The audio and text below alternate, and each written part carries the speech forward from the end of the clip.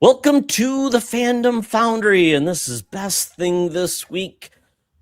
And we are on the end of August. It's August 20th. Kids are going to go back to school. They're going to cry, but the parents will be happy that someone else is taking care of their problem. I am Todd Oxtra, joined by Chris, Mr. 1 Hour, 1 Decision.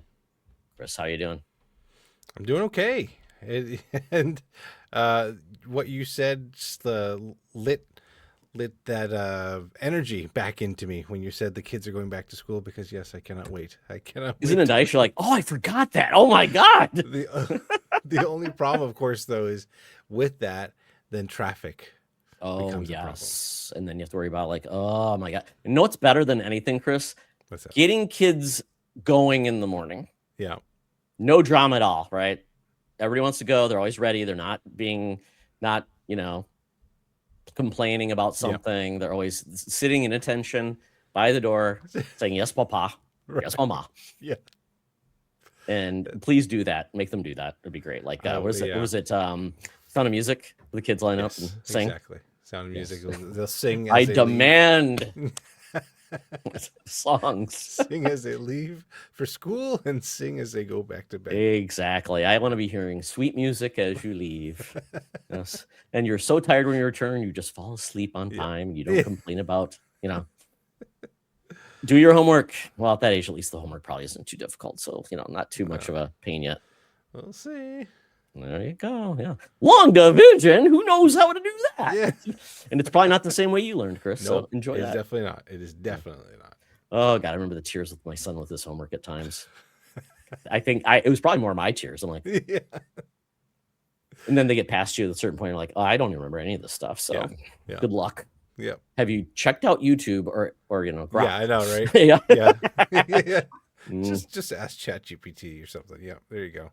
I'm sure nobody else will do that. I'm sure your homework would all be exactly the same. Yeah, exactly.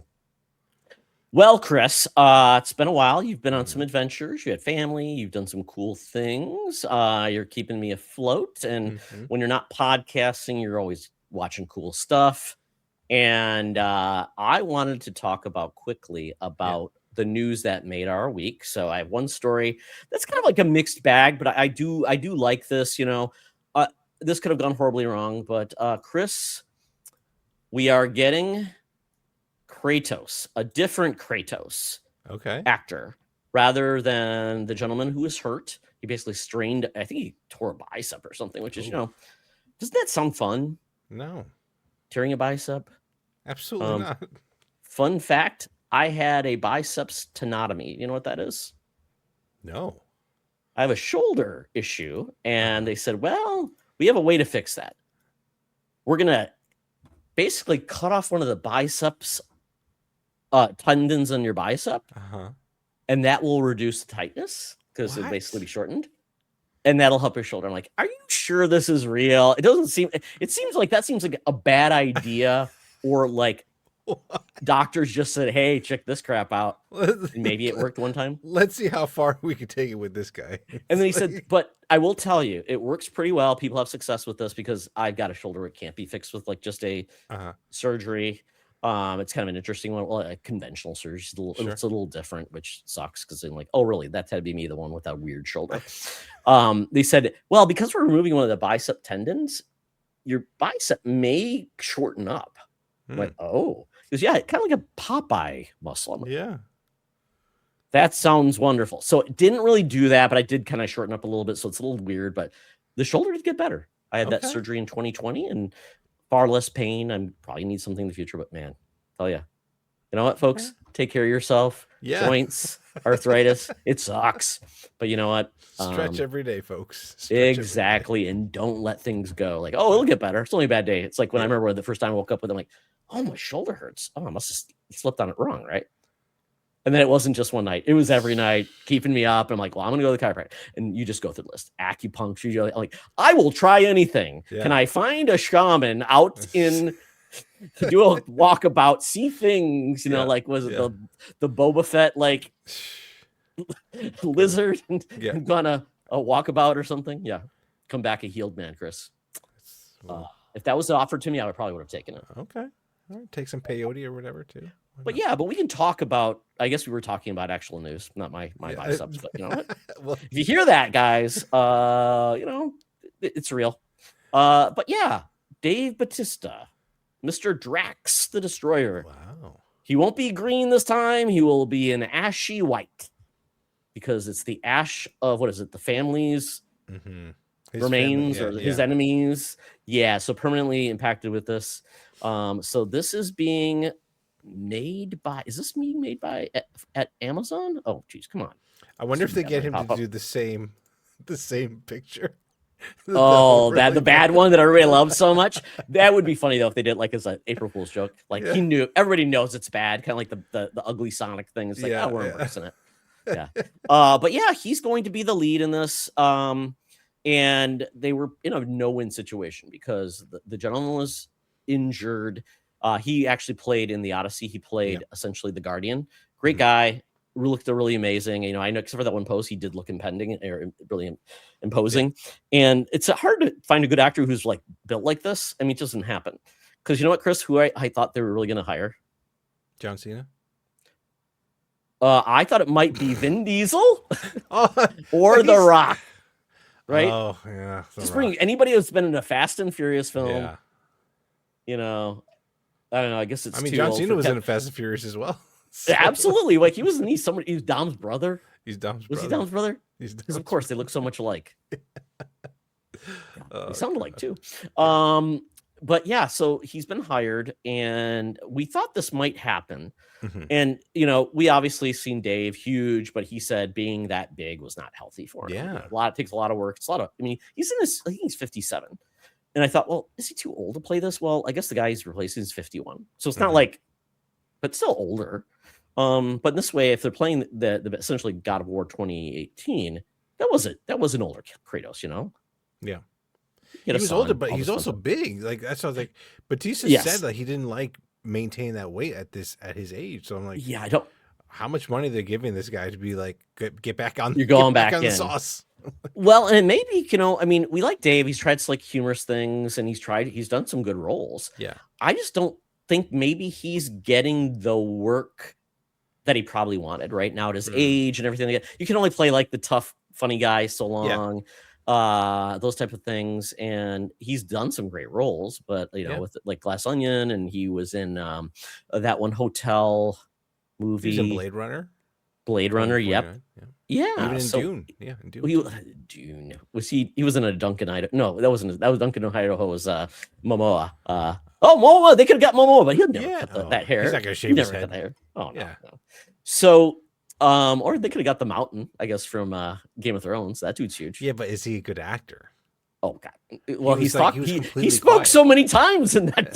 He played a good zombie. It could have been the other guy, the knight, the green, whatever his name is, the hedge knight. Oh, the Hound? No, well, the Hound. Well, maybe. Oh, I meant the hedge knight. Oh, yeah. The Hound is actually, I believe, he replaced the one guy who passed away in Ahsoka. Oh, did he? So he's been. He did. He's recast as that. Yeah, as that actor. Yeah, Ray Stevens, I think. Yeah. Yeah, when he passed away, it was so sad. I mean, it was a great role, really cool, a great take on. And then it's like, oh, who the hell are we gonna get? But yeah, I think that was a good cast for him. I mean, really, doesn't have the same, not exactly the same, but I think he just brings weight and gravitas, and we know he can act his way out of the ring. I mean, I just wish they just replace the character. Yes, but it would be like. On the way to he crashed on his way to his home planet like Poochie. I don't know.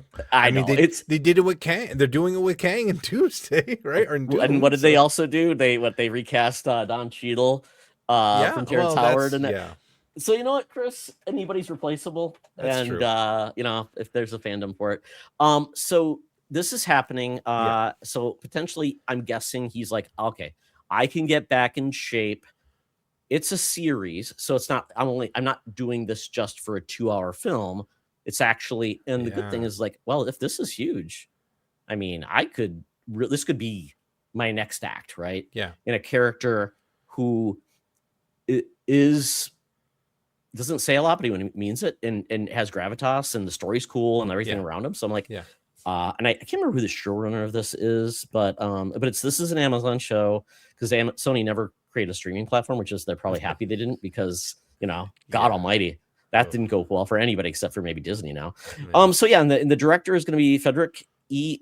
Otoye, who worked on Shogun, The Boys, and Fallout. Wow, killer. It's gonna be great. So he's replacing Hearst, and apparently they're casting an older Atreus as well. So this show feels like it's probably gonna be a little bit of like young Atreus, older Atreus, and I guess we're gonna get some flashbacks, Chris, of maybe about what happened before 2018. Yeah, because I think we need to know the context.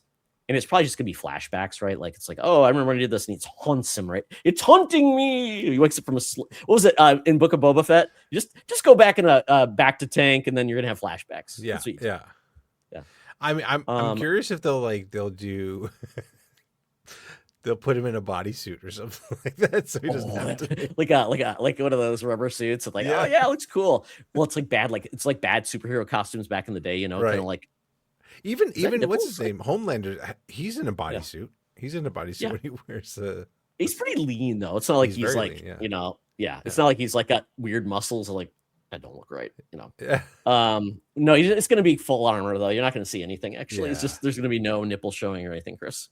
No, that's a shame. I will say though, I think he's a good choice. Let me move up on that. I don't want to have that jockey head standing staring us. Like, oh, I want that. But I think he's a good choice because he can play that kind of grounded, fatherly figure. I mean, look, I mean, Drax was a father, right? Like he had that with Mantis too. Like that was kind of his role with Mantis. Yeah. He was kind of like trying to play to her.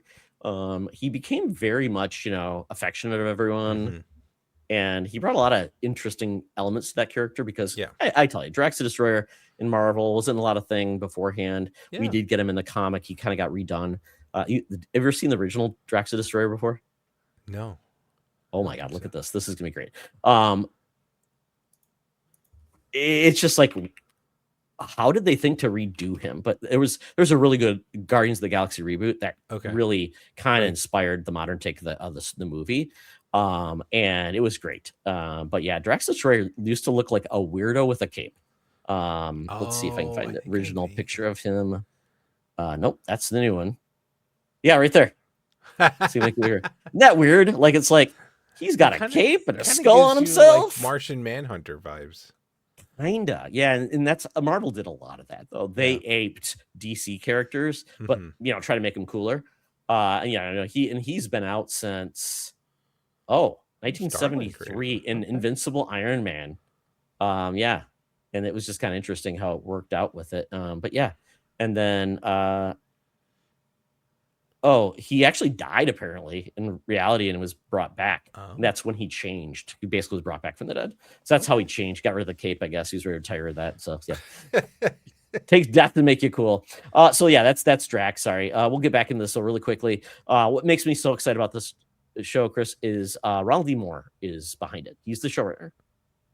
So Ronald D. Moore did one of the best Star Trek shows, which was Deep Space Nine. Then went on to do the Battlestar Galactica reboot on Sci-Fi. Ooh, okay. Then he did a show I don't really care about, but that is what's the show, the time travel Outlander, the time travel romance cheating show. Oh, okay. So he did that show that all the ladies love because it's very romantic. One of my cousin who doesn't like sci-fi tells me she loves the sci-fi show. I'm like, wonder why. But it's a lot of kissing and loving. It kind of looks like Harlequin romance with a Fabio cover, but it's time travel. Yeah, and apparently it's Chris. Remember this: if you do time travel and you go back in the past, it's not really cheating on your wife because she wasn't even born yet. Oh, apparently that's what happens because it's like. So you might want to talk about your wolf. Like, if I ever go back in time, does it really cheating if I start a new life without you, or the future? I don't know. You'd want that, right, honey? You care enough about me. You want me to be happy, right? And then she'll feel so guilty. She'll, like Hall Pass, right? That movie. Yeah. Or there's a new Hall Pass, right? Have you heard of that? It was like Celebrity Hall Pass or something like that. Where yes, that's right. With like the guys who made Red Hot American Summer, but it was like the husband actually did meet his Celebrity Hall Pass, and they did it. So her journey is now to have sex with John Hamm.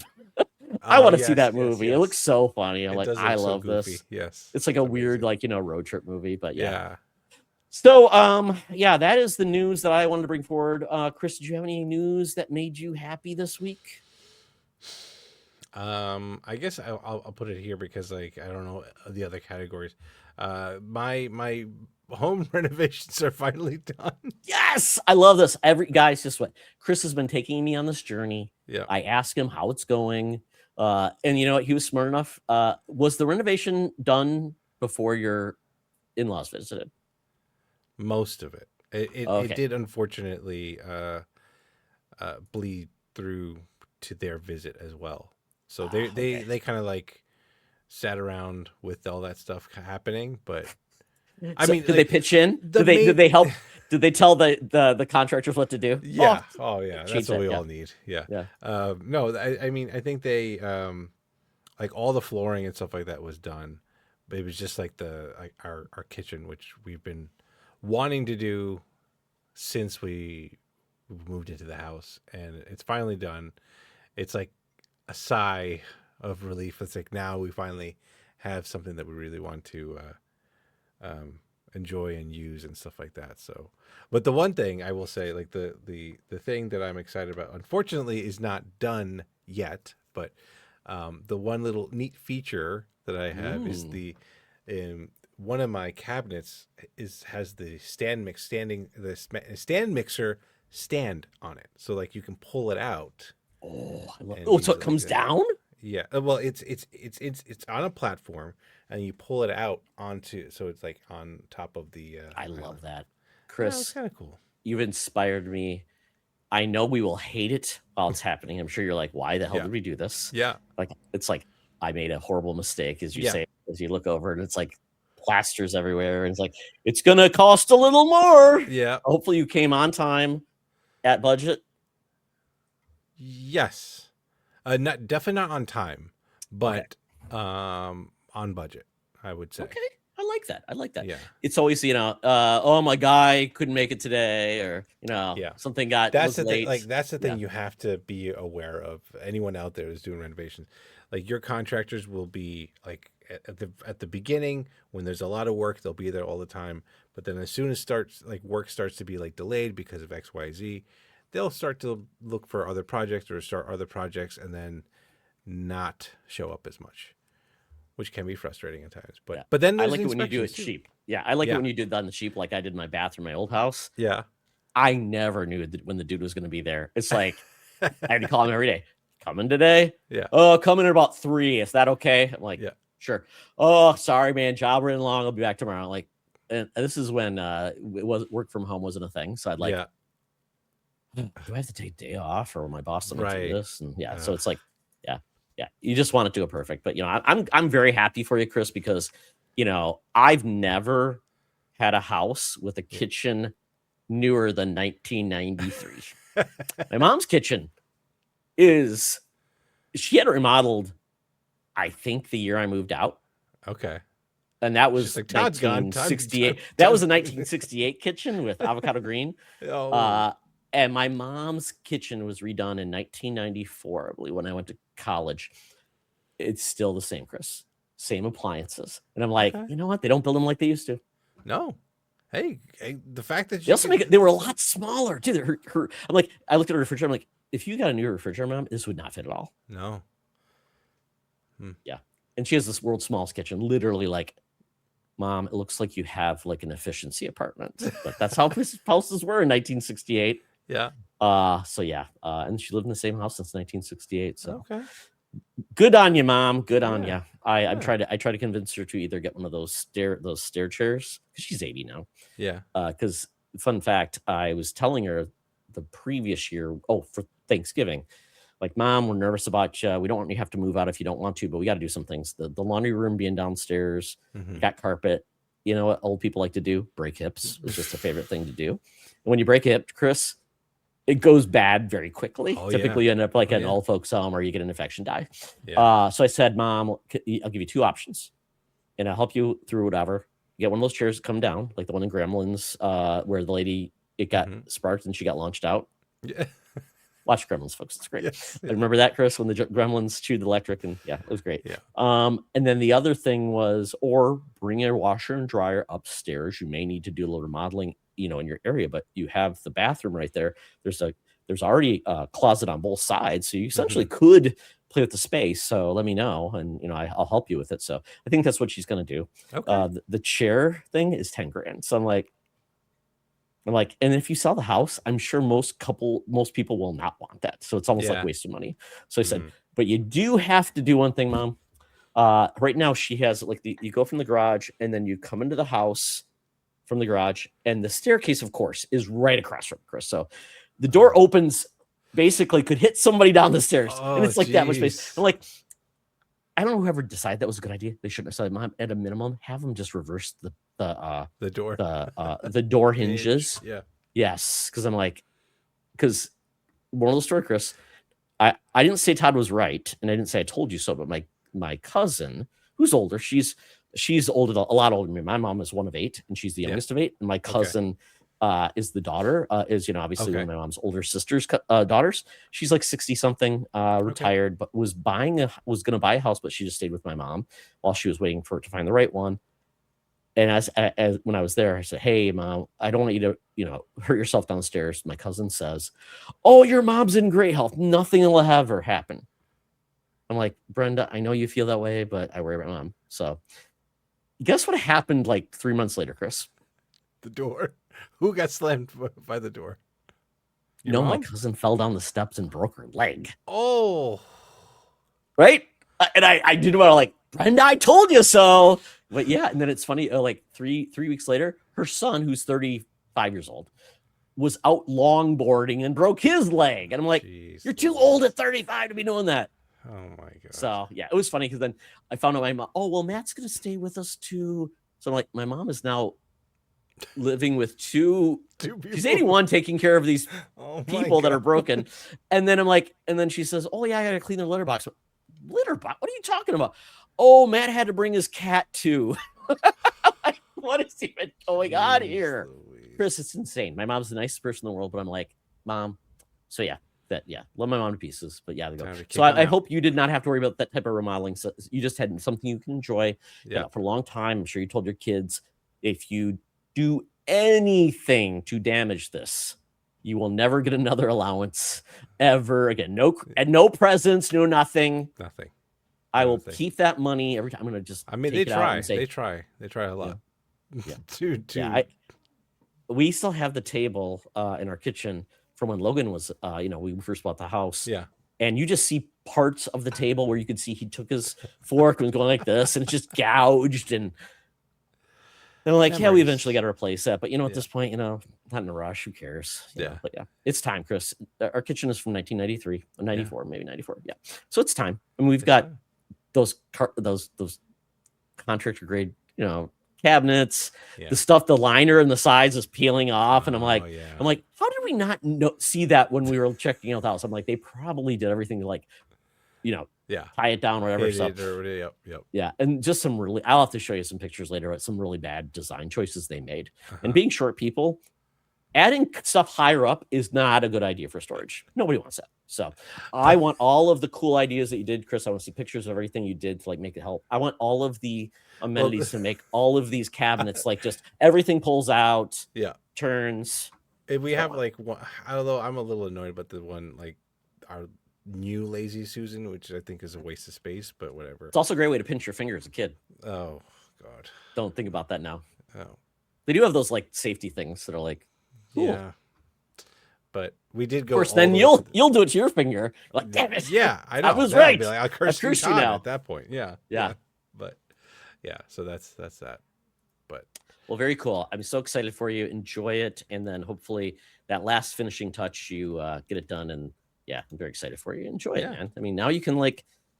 you're just going to be cooking like a storm. You're going to do all these cool stuff. Well, and enjoying that's the plan. That's the plan. So let's see. Good deal. So Chris, I have one last thing. This is what we have in common. Chris, what always happens about this time of year? You go to a certain liquor store, and what do you start seeing? Like pumpkin spice stuff. The beers, Chris. The beers, right? Yeah, all our fall beers. We got pumpkin spice. We've got all these crazy flavors. So I've been like taking pictures. I was going to share them too, but I'm like, let's just see what's out there. Because sometimes there's great opportunities. Like you get the weird, like one of my favorite is the Nosferatu Red Ale. Yes. Red IPA. Yeah. Which I don't know if it exists anymore. Great beer. Then you get like the pumpkin. I want to call it like the what's the Russian roulette of pumpkin beers, right? Okay. And you better hope you can just like buy one. So I do have a surprise tonight, Chris. So I'm gonna debut it now. Let me go grab it. Okay. The tension is palatable. I don't know, but we'll see. We'll see what Todd's got. Hopefully it's a pumpkin with pumpkin spice. Chris, this is actually near you. Well, close enough in the vicinity. I don't know. You can tell me how many miles it's from you, or it's a day trip or whatever. Yeah. Chris, look what I got. Evil Twin. Oh. Our most popular pumpkin ale is the name of the. Yeah, and there's probably not a lot of description on it, which I love about beers. Like, they. Yeah. So it's 1 pint, 6.5% alcohol by volume, pumpkin ale with spices. Yeah.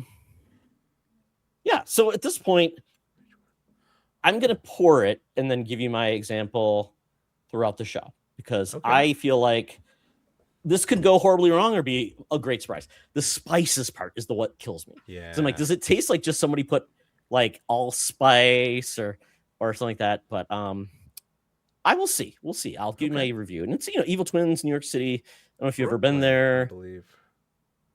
I don't know. Where's this? If it's just like they have pint houses there, pint rooms and things like that, or they have a brewery. So I've had some of their stuff before. I definitely don't think I've had that one, but okay.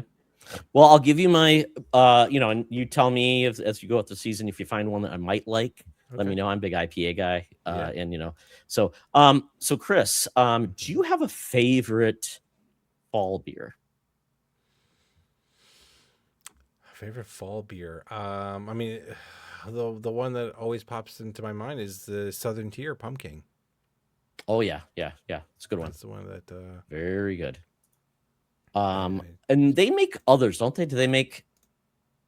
They have. They make the Winter Warlock of the pumpkin? Yeah, they have the Warlock one, and I think I tried one that was recently. At least I think I remember sending you a picture of it. But it was like I think they had like a creme brulee like pumpkin or something. Ooh, that kind of sounds good. I don't remember. I'm gonna see if I can find kind of list of like because I've got a list of like there's a lot of like the 11 best pumpkin beers from 2024. So let me pull it. This is from 2025. It's probably close enough. I can see if any of these you've ever had to. And so, folks, if you're like pumpkin, caramel, okay, that can be decent. I mean, we the basically the food Frankensteins of pumpkin is just getting out of hand these days lately. There's a matcha pumpkin thing and at Starbucks this year. And look at that beer. That beer looks beautiful. That looks good. So we got Schlafly Pumpkin Ale. Never heard of it. I've heard of that brand. I don't know if I've ever had that beer. 8% ABV. That's their number one. Apparently. This is from last year. This is from the Total Wine. No, this is the General Manager toward Park. So apparently they do carry it Total Wine. Okay. And then he also recommends the barrel-aged version. I don't like barrel-aged beers. It just ends up tasting like whiskey. Yeah. There is Pumpkin. So this is the Southern Tier Pumpkin Imperial Ale. And this is where it gets dangerous, folks. We're talking Imperial, so we're probably what percentage of 10%. Alcohol? Yeah, it's like 8. There you go. 6 and yeah. Yeah. It says it emits the freshly poured beer in a snifter, sweet sugar cookie, and pie crust malt character. So there you go, Chris. Yeah, it's like eating your pie in drinking form. And they also said the Warlock Imperial Pumpkin Stout. So stouts for me can get way too sweet. So I don't know. That could be a miss for me. Then we have Elysian Night Owl Pumpkin Ale. And Elysian, I believe they have a 3 variety pack this year with different pumpkin based beers. Okay. Which we'll see. Then Shipyard Smash Pumpkin Imperial Pumpkin Ale. We're at 9% here. Yeah, I don't know. It's really hard. They don't show what they look poured. Hazy's been kind of like the big thing with beers now. I'm not really a big fan of that. You don't like Um, hazies? I love hazies. That's the I only IPA that I enjoy. Hazy and really juicies. Hazies okay. and I like juicies. juicies, but I'm a big West Coast IPA fan. Yeah. Northeast, it seems like it gets really that juicy comes in. It's like a little too sweet, or it's almost like it's trying to. It takes the bite out of an IPA, which is good for some people. Which Yeah. some people don't like. It's too bitter I sometimes. like, yes. Regular IPAs or double IPAs with the extra hoppiness. I'm like, I'm good. I can only have I totally get it. I sometimes these beers, like especially some get to like 12%. I'm like, I don't know what I'm drinking. Yeah. Going from there, it's like I think one has 11% IPA. I'm like, ooh. Yeah. Or there's what is it? Dogfish Yeah. Head 120? has that 120. Yeah. It's $10 a bottle. I Yeah. mean, but of course, still cheaper, Chris, than the concert I went to, where a beer was $23. We're not even talking a good beer. And then $26 for a cocktail, Chris. But you can get a $5 shot with it. So I'm like, oh, okay. I mean, that would probably be worth What it. a bargain. Kind of splitting it. Exactly. And then we got the New Belgium. Like that Voodoo brand has gotten so crazy. I think did I tell you that I got one of the blood orange Voodoo Rangers that's a tie-in with Invincible? No. It's very cool. It's kind of neat. Okay. You can only get it as a part of a collection, like a multi-pack. So they toss it in there just because they can get you to buy 9 other beers to get the one you want. Nice. So, but this is their Atomic Pumpkin, but they have another one too where it's spicy Atomic Pumpkin. Spicy. So how do you feel about spicy beers? Like they add in jalapeno or something? I had one of those. I've had one of them before and I didn't like it. But yeah, chilies instead of pie spice. Ooh. I feel like it hurts my mouth more than I enjoy it, and it sticks around. So I don't know. Yeah. Some people like kind of like was it Mexican hot chocolate, where it's like that spice of sweet, and it's not for me. I'd rather eat my I like my spicy with savory foods. Yeah. So that was what we had from Delish. I guess there was only 6. Oh, there's one right there. Montauk pumpkin ale. Montauk, is that out towards you too? Yeah. I mean, well, it's still like several hours away from me, but yeah. But in the on Long Island, at the very end of Long Island. Long Island, Chris. Long Island. Where's your accent, man? Yeah. It's kind of funny. I think of like Long Island is the one that stands out the most. I'm not sure, but I couldn't identify any other like specific borough accent, to be honest. Yeah. Unless I mean Brooklyn or Staten Island. I mean, yeah, maybe. I don't know. Okay, it's fine. The Lonely Island, is that what they're from? Staten Island, right? Yeah. Love it to pieces. Yeah, like I love that song. What was it? Lazy Sunday, where they go to see the Chronicles of Narnia. We're not going to sing it. Sorry. Let's get into food, Chris. We talked about beer, so we kind of like are doing a double hitter. What we drink, or maybe what we will drink eventually. Mm-hmm. And I will pop it and pour it so you can hear that because it's great. It's like the ASMR of the podcast. We're getting into that realm because apparently it's big with all the kids. Well, the ladies are doing it. The guys should start doing it just with beer and like just do chalupas and grow out your nails, crunchy chips. Grow out your nails, Todd, and yep, there it is. I have like no nails. I mean, like I don't know. And you ever see like a person like they have one really long nail? Yeah. Well, and you're like, I was gonna say, it's like, what other purpose is there? You're not playing guitar with that pinky. I mean, and if you have a reason for it that I don't aware, I'm not begrudging you. It's just, yeah. What they say about assumptions, you make an ass of you and umption. Yeah. But moving forward, so I'm glad we share that both prejudice, Chris, about people with long nail. So myself, it's kind of neat this year. My little town of Savage, Minnesota. It's actually Savage, but I make it fancy. Like it's from France or something like that. Yeah. And did you know what the most famous thing in Savage is? The most famous resident of Savage, Chris? Take a guess. You don't have to have a name. You can just tell me like someone. Savage Dragon. That'd be cool. That would be cool. Eric Larson, yeah. He was like inspired by my little sleepy town. Yeah. No, the most famous person in Savage, Minnesota. Oh, that'd be cool too. Randy Savage, Macho Man.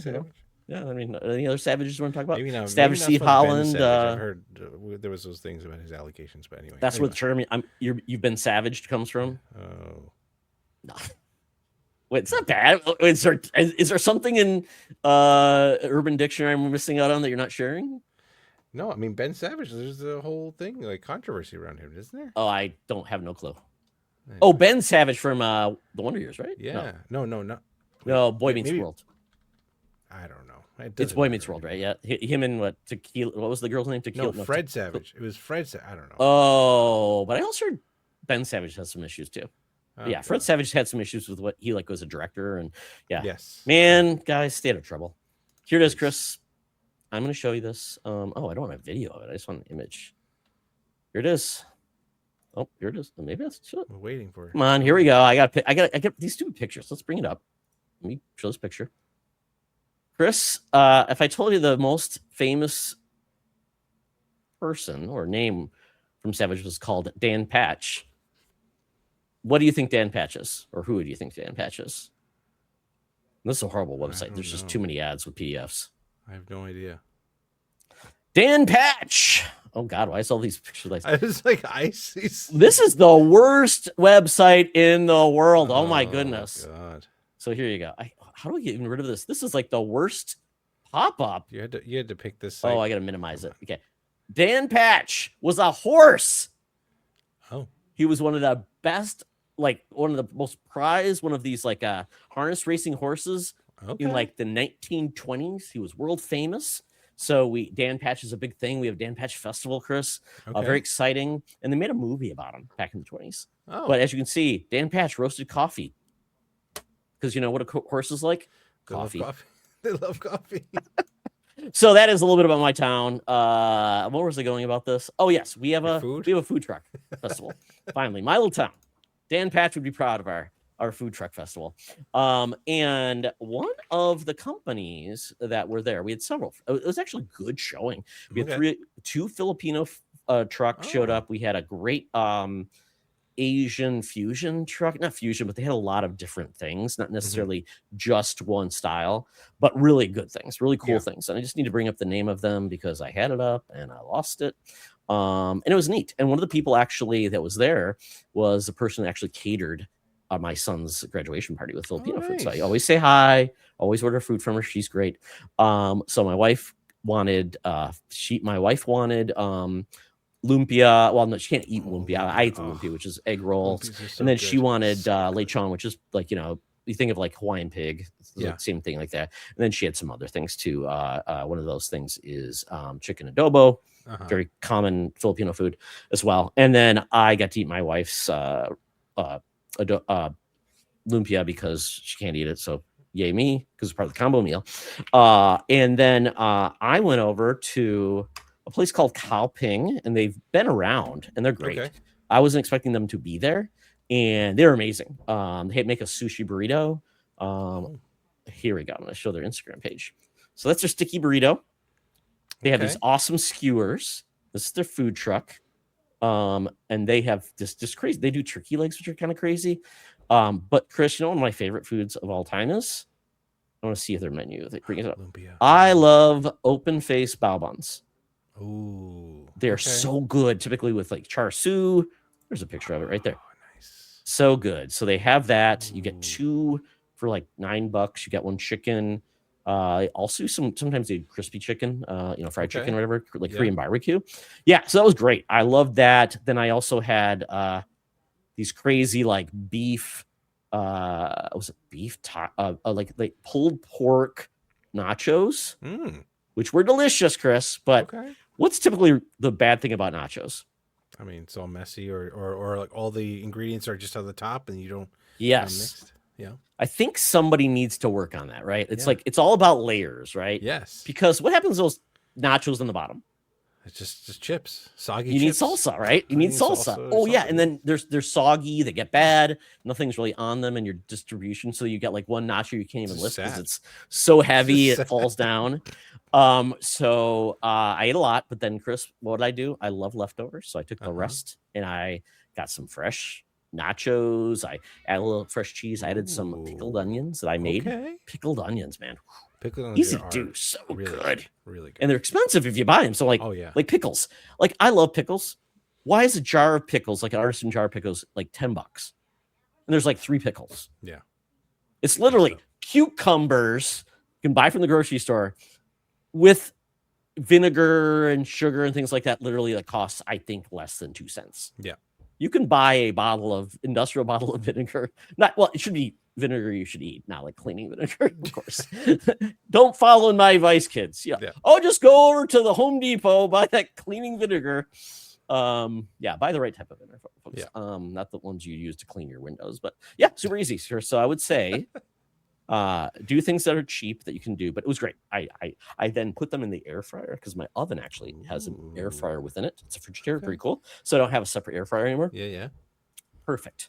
You have to be very careful though, because things can easily go from perfection to burnt if you're not paying attention, because it's very strong. So great time, great food, loved it, and we had leftovers for days, and it made me very happy that I could make my wife happy because she couldn't go. Picked it up for her and we brought it home. Although, man, sometimes it took so long, and food truck to be even more expensive than like a restaurant, which is just crazy, right?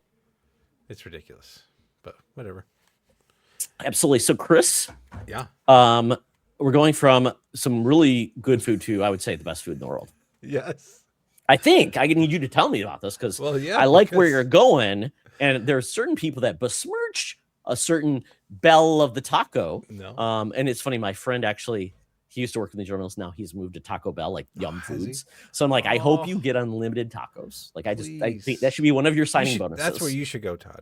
You need to go there. Yum Foods used to be a partner. I can tell you, like, we used to make certain things for them. I won't spoil it, but I can tell you after the call, Chris, about what we used to make for them. But I mean, I would think that's a great signing bonus, or at least you'd get like one taco a day for life. Yeah, like get a little card. How much does a taco cost? Yeah. So I hope that's true. Like, you just show up. Here's my taco card. Yeah. Give me one. But I don't need a week off of. I'm trading in a week of vacation for free tacos for life. So let's hear about this, because I love Taco Bells, but a certain podcast that has nerds, they chat.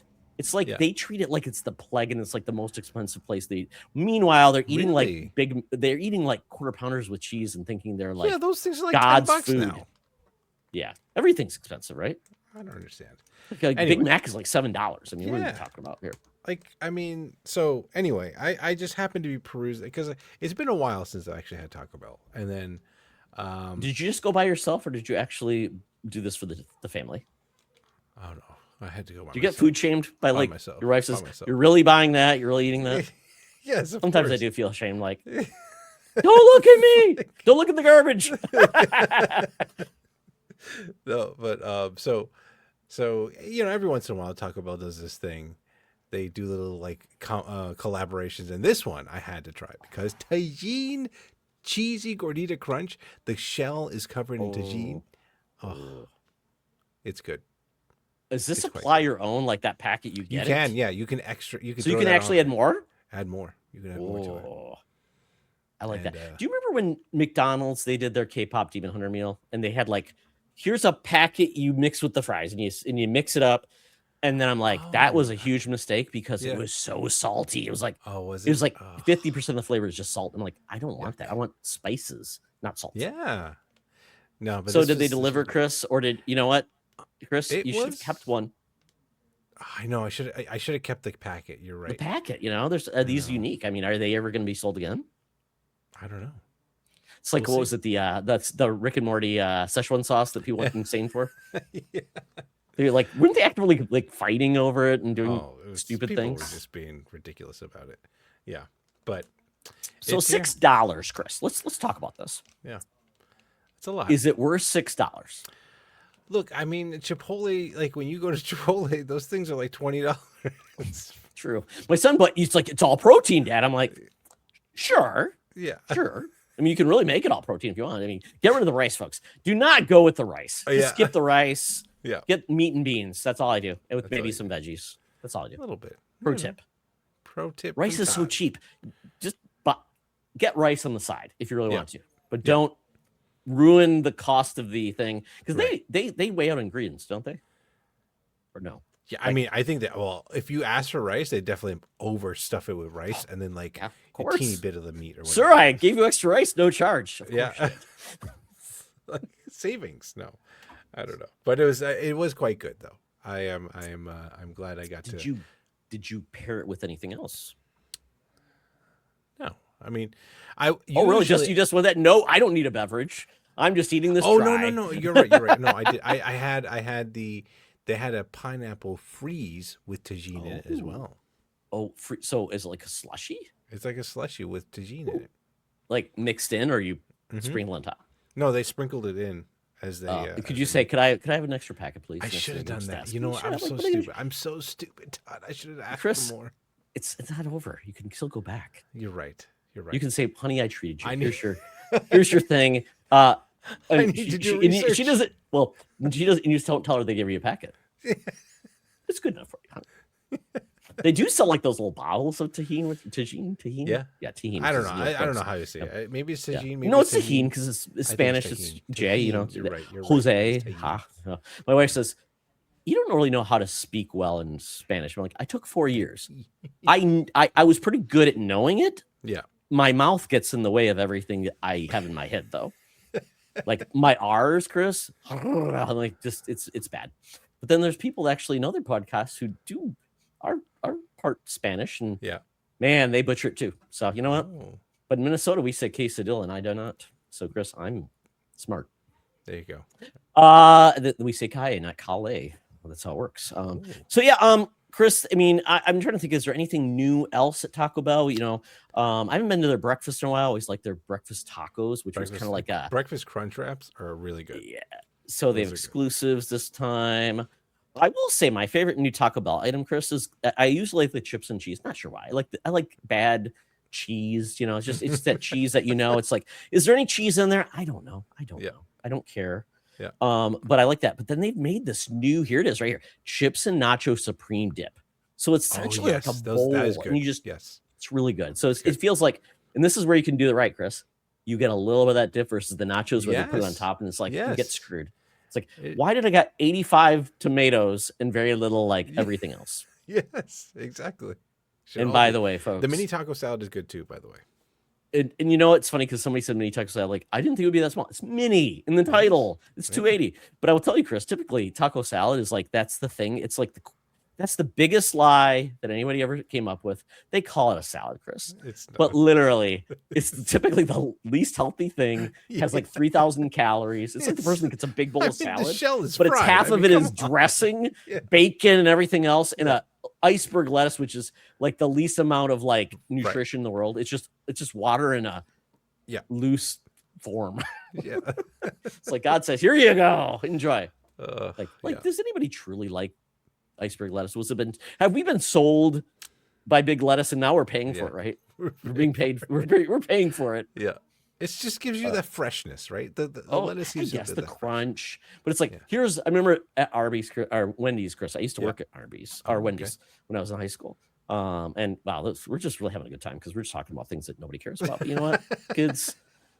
Learn a little bit about me, learn about Chris, our lives. And when I worked at Wendy's, I did two things. I worked the grill, very important job. Okay.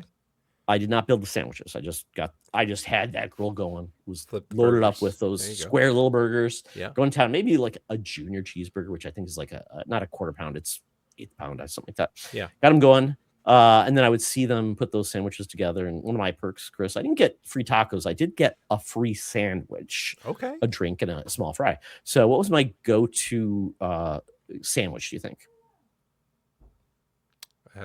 Probably junior bacon cheeseburger. No. What? It was the grilled chicken with honey mustard. Because I'm not sure. Very simple. Had one tomato, one thin piece of lettuce. Just looked like a comb over or something, or like a piece. I could wear it on my head, Chris. It'd be a nice, thing. And that was it with the honey mustard. And I also got an extra packet of honey mustard for my fries. So I don't know. I think it was a time where like honey mustard was just not that popular or just new. Kind of like Wendy's was the place to get honey mustard. Kind of like Arby's is the place to get horsey sauce. If you know, you know. But the fun thing about working the grill, Chris, is when I any burgers we didn't sell that were not fresh enough, guess what those burgers became? Chili. Absolutely. Cut up that thing. And then I got to close. And guess who got to make the chili when he was closing down for the night? You? I did. Playing Motown Philly on the radio at night. Everybody's gone. No one can hear. I'm open up those industrial size cans of tomatoes. And I'm hoping I don't get cut. not slipping on the floor because they're those slippery like brown tiles, and it's like, and I couldn't remember if like I actually locked up. It was a manager that was just angry. They had to wait for this stupid teenager to finally finish up. Yeah. And you know what, Chris? You know what?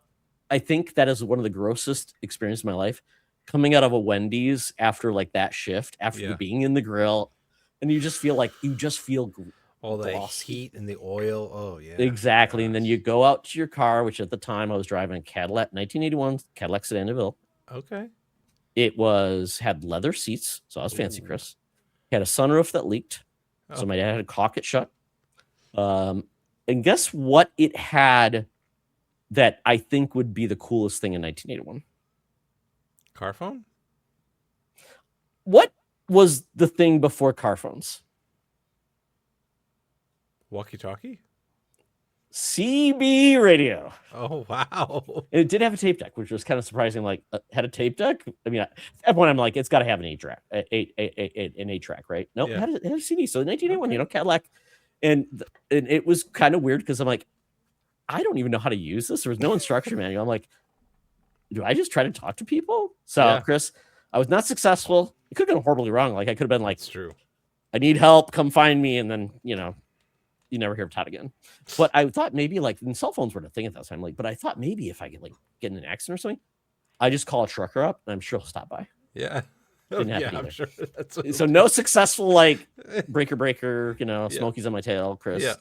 And people would be in the car, like if I made a big turn, because the seats were like that, like slippery leather, it would just slide across.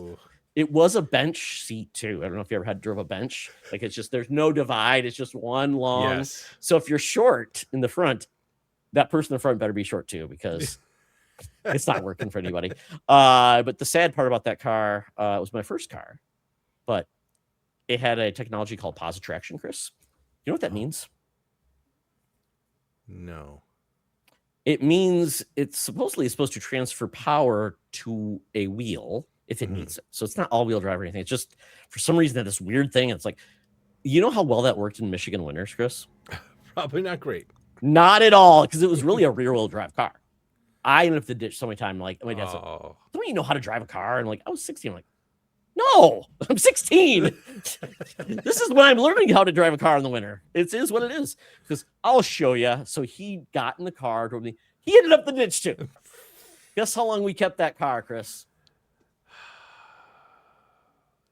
2 years. No, we got rid of it like literally 2 days. Oh. I ended up getting back to the car that my sister had. Yeah. That we were supposed to sell. They had a wooden bumper because the bumper fell off. My dad put that on there. And it was great. It had pleather. I think he called it vinyl seating at the time. It had like a wire that stuck out because it wasn't connected. So you always poke somebody, and it was great. Interesting. And of course, I spent way too much on a tape deck from Duke's Tape Shack and new speakers. And of course, was playing NWA straight out Compton. Oh, okay. And that's the rest of the story. Wow, that was a journey, wasn't it? All to talk about Taco Bell. So, Chris, treat your wife and keep that little packet, and no one will ever know, and you'll be happy. She will be. And you give your kids the chips and cheese and say that's all you're getting. Until you be quiet and you go to bed. Yeah. That's all we're getting, Papa? Yes. Yes. See, I made your children like little bridge kids, like, yes, Papa. Like Oliver. My son was an Oliver, by the way. Well, let's talk about some things that we watched then. Wait, you're not having enough fun talking about disciplining your children and talking about Todd's past? My children, well, I enjoy listening to your stories about the past and Cadillac. It's like, listen to the old man children in my day. So we need to talk about this show. We both watched it. Yes. And you were kind of like, did you watch Lanterns? Did you watch Lanterns? Yes. And, man, Chris, DC, it feels like it's up, it's down. It's up, it's down. Typically, it's more down than up. James Gunn, I think he's the right guy, but I think everything he picks will not land. Just reality, right? Yeah. Did you see Supergirl? I did. So was it like literally the worst movie in the world? That I feel like it was the worst movie in the world, but it was fine. Like I don't know why. Like it's not as bad as like say the Green Lantern movie. So not many things are. That's, I mean, Ryan Reynolds is still getting, laughs out of those every time he mocks it. So, hey, I'll give him credit. Yeah, but man, Lanterns, this pilot episode, whew. So going into this, we've been hearing about this show, and it was like, oh, it's coming in August, and when I heard the premise, I'm like, this is kind of cool. They called it what? True crime? Was it? No. True Detective. True Detective with Green Lantern. So I'm like, Yes. this is kind of cool. Kind of peeling everything back. Green Lanterns have always been space cops. Mm-hmm. This time, though, they're space cops in their sector investigating crime. And I like the fact that they kind of, I'll just put this right here, Chris. I mean, there eventually will probably be some spoilers. I'll put out a little banner to say that, but I'll tell us when we're doing it. Yeah. But I like the fact that they kind of laid this out. They made it felt like he is part of the world as we got.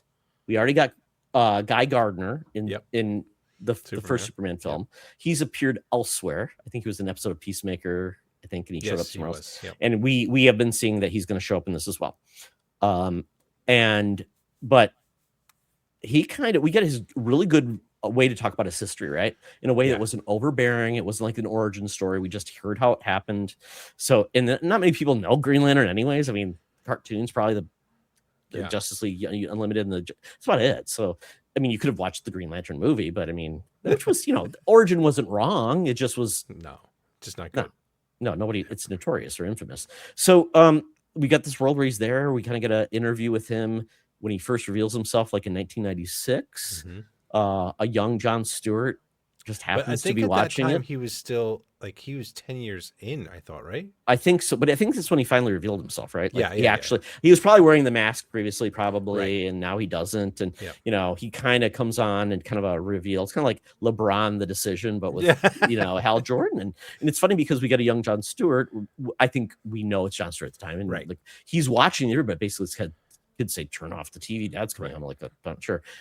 So we do get kind of that perspective on John Stewart, and then we get a perspective of Hal, and then we jump forward. So we have like 1996, then we have 2016. Those are the 2 years, right? The two time zones we're talking about, and then I'll eventually talk about the other one. So we'll talk about when we get into spoilers. So what did you think of the premise and the setup? Very cool. I mean, this is the thing. I will watch like one trailer for anything now that I'm like interested in, and I will stop watching after that, because the problem is I feel like these trailers nowadays reveal so much. That especially because they typically don't just show you what's in the first episode, right? They'll tell you things you don't know what it is. You're like, is that the first episode, or is it like showing parts of episode 5? Right. But that being said, even with that, I thought this was a great episode. I thought the premise was really cool. I liked, again, like very much so with True Detective, where you are looking at two different or multiple. I've not seen True Detective. The closest thing I saw was the True Detective with Jodie Foster. The night, and which is one of the showrunners of this. And I only saw the first episode, but I'm like, I really liked it. I know people said True Detective season 2 is like bad, but 1 is great. Season 2 is bad. 1 was amazing, and 1 is like, I think that's where is there a 3, or is it just there is a third 1, 2, and then the other one? There was 1, 2. The third one I didn't watch. I need to watch that. I've heard it's good. I think it came back. I think they finally redeemed itself, right? Okay. Yeah. And then the Night Country. Although apparently Night Country was not supposed to be a True Detective. Yeah, they said it was linked, but it was like, not really. But that show, I felt like, and I don't know if True Detective had any type of supernatural or things, but that definitely was Night Country, right? I mean, it was full of like, so I don't know how that ended, but I really liked what I saw in the first episode. It was surprise, Chris. That's the first episode. No finishing, but this is just very cool. The whole like mystery part of it, like them, and again, like you mentioned, like I'm not like a big Green Lantern fan or anything. Like you said, I've only watched him in Justice League Unlimited, and all that stuff, and it was just kind of cool to see this whole, like, even that scene. Oh, it was so cool.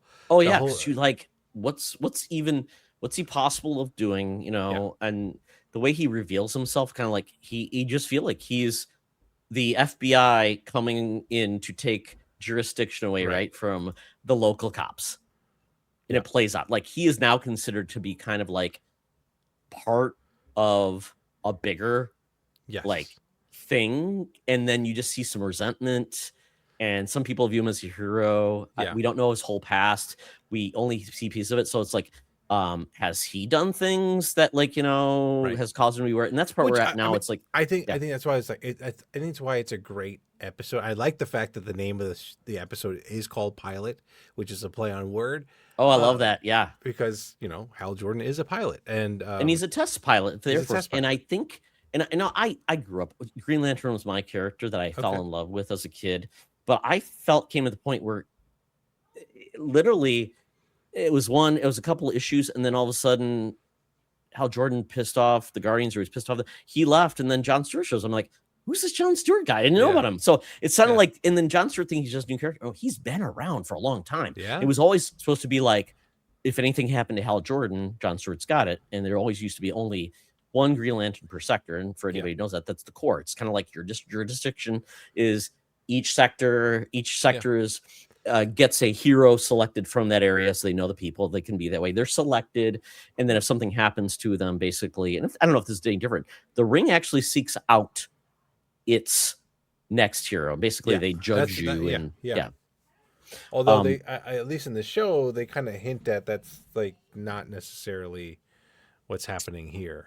But yeah, and in this case, the way that Hal Jordan got hit was Abensur, an alien, crash landed, was dying in the ship. Yeah. And the ring, I think the ring brought him to Abensur. Yes. Or he was just found him there. But then it was like, basically the whole thing is, the question is, are you afraid, right? Are you afraid? Yeah. Yeah, that was one of the questions. So it is like, the whole thing about Green Lanterns are their power is their will. Yes. And lack of fear is kind of like, the man without fear is Daredevil. But so it's very cool. I like the fact that we're getting two lanterns, so we get kind of this old cop, new cop, because there's always been that dynamic with Hal and John. And we do get a little bit about, John. I like the way that Hal tells the story. He's like, yeah, you probably heard this before. He goes, tell me your version. And John Stewart is exact opposite. Tightened up, all in, raised by a dad that kind of, when we see that moment with his dad, I'm like, what the hell's going to happen? Yeah. He's like the extreme dance mom, Oh yeah, and he's all in. It's not like he doesn't resent it. It's like he's been trained for this. Yeah, and his dad's like, you will be the one. Yeah, because I don't know, and that's interesting because I don't know a lot about John's dad, but he was a Marine. I believe John served in the Marine Corps, and then where Hal served in the Air Force. So there's always rivalry in the service as well. Yeah. But what I liked about this, Hal typically has kind of always been portrayed as kind of like a goody-goody, no personality, milquetoast. Later years in the comics with Jeff Johns, he was basically changed to have more of personality, which I like, because when I was in the Air Force, Chris, the cockiest guy you don't want, you love what they do, but you don't really want to hang around with them if they're not doing what they do. And that's a pilot. Yeah. Yep. When I was in Korea, I was in the dorms with the other officers. Pilots were the one that would they play hard. Because they I could die, I could crash, and I played taps at a pilot's funeral in Korea. So they do, even in peacetime, they can die because things can go wrong. So you don't get into that type of aircraft, do those type of things, going that speed, without feeling like, hey, I'm the best. Got no fear. Right. Yeah, he's got no fear. Exactly. No fear. That's like those things. And I have no fear. I'm a test pilot. So I like that they touched on that. And you can see it in our Hal Jordan, although you see how he's changed, because there's a moment that's great. Basically, the Lanterns have a way of basically documenting their history. And I don't know, Chris, it may even be like, yeah, we need to surveil you like a body cam. Did you do something bad? Yeah. And apparently this Hal Jordan, something happened a long way from 1996 to 2016. Yeah. Where he's actively training John Stewart, where you found out he has not backed up his Hal Jordan hologram since, what was the date? 2010? It was 10 years before that. 2006. 2006, yeah. And what'd you think of that, Hal? Definitely more upbeat. And again, kudos to Kyle Chandler. He did a great job with the character. I'm so glad he was picked for this role. Yeah, just show the him just feeling, I don't know if it's the weight of being this character and dealing with whatever he had to deal with through his time as the Green Lantern. But he was like, that 2006 version of him was still like in his prime and still kind of like hopeful and like kind of nice. And then like it's such it feels like something has happened where he's like, Right. I'm not going to record my stuff for this many years, because they do it because it's kind of a way to like document. But was there another purpose beyond just documentation? Maybe it's even reference like training or something, because John was able to bring it up and Right. then like, oh, he hasn't trained, you haven't trained this, like it's Right. kind of interesting. It's almost like it's almost like he tells us, like he tells on Hal for like, oh Right. wait, he's not doing what he's supposed to do. So Aaron Pierre is great as John Stewart. I had not seen him in his previous role, which kind of got him this role. Yeah, and he's Rebel great. Ridge, yeah. So beyond that, we do have this like emerging like, why is Hal in this town? Yeah. Why did he go? He's got a gut feeling, and then we find out, well, this is very close to where he found Abin Sur. Like, oh, okay. Yeah. So I like it, and then there's like some interesting like small town dynamics, right, Chris? They're in the middle of nowhere, and of course you got like the people that run the town, and like Well, the thing I heard someone say this, where this feels so much like what Secret Invasion should have been. Yeah. Where the aliens are among us, and we don't know who they are. And the only reason we find out is because someone's got a gut feeling, right? Yeah. Like the police officer, why are you showing up here, right? And he goes, I got a feeling. He doesn't reveal anything. Doesn't even tell John Stewart anything. Right. Yeah. So it becomes like, okay, there's something here. Then we find out some things about the lead actor, the lead guy, the guy who runs the town. Yeah. Or that guy. He's a great actor. I can't. Yeah. I don't know what I've seen him. I know what I've seen him in. He's been in so many things. I know. And he reminds me like Timothy. It's like he's the guy. If you can't get Timothy Olyphant, right? Yeah, it's like if you can't get Timothy Olyphant, you get this guy because he kind of looks like him, and he's got that persona. Yes, he was in that really weird movie called Pandemonium with Bruce Campbell about the town. It was about basically a satanic panic, but he was kind of like this weird preacher dude, and I'm like, he was amazing in it. Garrett Dillahunt is his name. That's a name that's just like, if you told me that, Chris, I wouldn't be able to tell you that's the guy, right? Oh, he was in Deadwood. Okay, that's another series I've never watched, but I heard it's awesome. All those actors, and I heard it's almost like, did they actually say that word in the West at times? Apparently they did. Yeah, no, great cast, great direction. The town sheriff is great. Yeah. Kelly McDonald, and of course somebody's related to somebody in the town, right? What's his name? Ritter. John Ritter. Oh, that's right. Yeah. Jason Ritter. Yep. Jason Ritter. He plays like the defendant, public defendant, who happens to be married also to the police chief, who hates all of this stuff because she feels like you're basically waiting to take over and making my job irrelevant, and this is a small town matter. So it's been a lot of fun, and this, I think, some of the dynamics when we get into the actual investigation, Hal gets kind of proven right, and then some of the things are like, it's kind of neat. We actually get to see the Ring do some interesting things, which is cool. Yet we have not really seen the Green Lantern. Of course, they call it lanterns, but we don't see the green part. We do see the ring, which is a little different, but I do like the fact that Hal is going to be like, it's almost like it's John Kreese from Cobra Kai being your Green Lantern instructor, essentially. Yeah. So no love, not nice. And Hal's instructor was Kilowog, different type of guy. He's had others as well, obviously. And then the person before him was Sinestro. So we know we are going to see Sinestro, and I just love it because I'm like, oh, he's just going all in on the look and everything. Yeah. So, I don't need it to be that bright green outlook. I don't mind if it's that way. I'm okay if it's more of like a police uniform, to be honest. Like it's a little bit more, I'm okay with that. And then we know the threat has already kind of been ruined.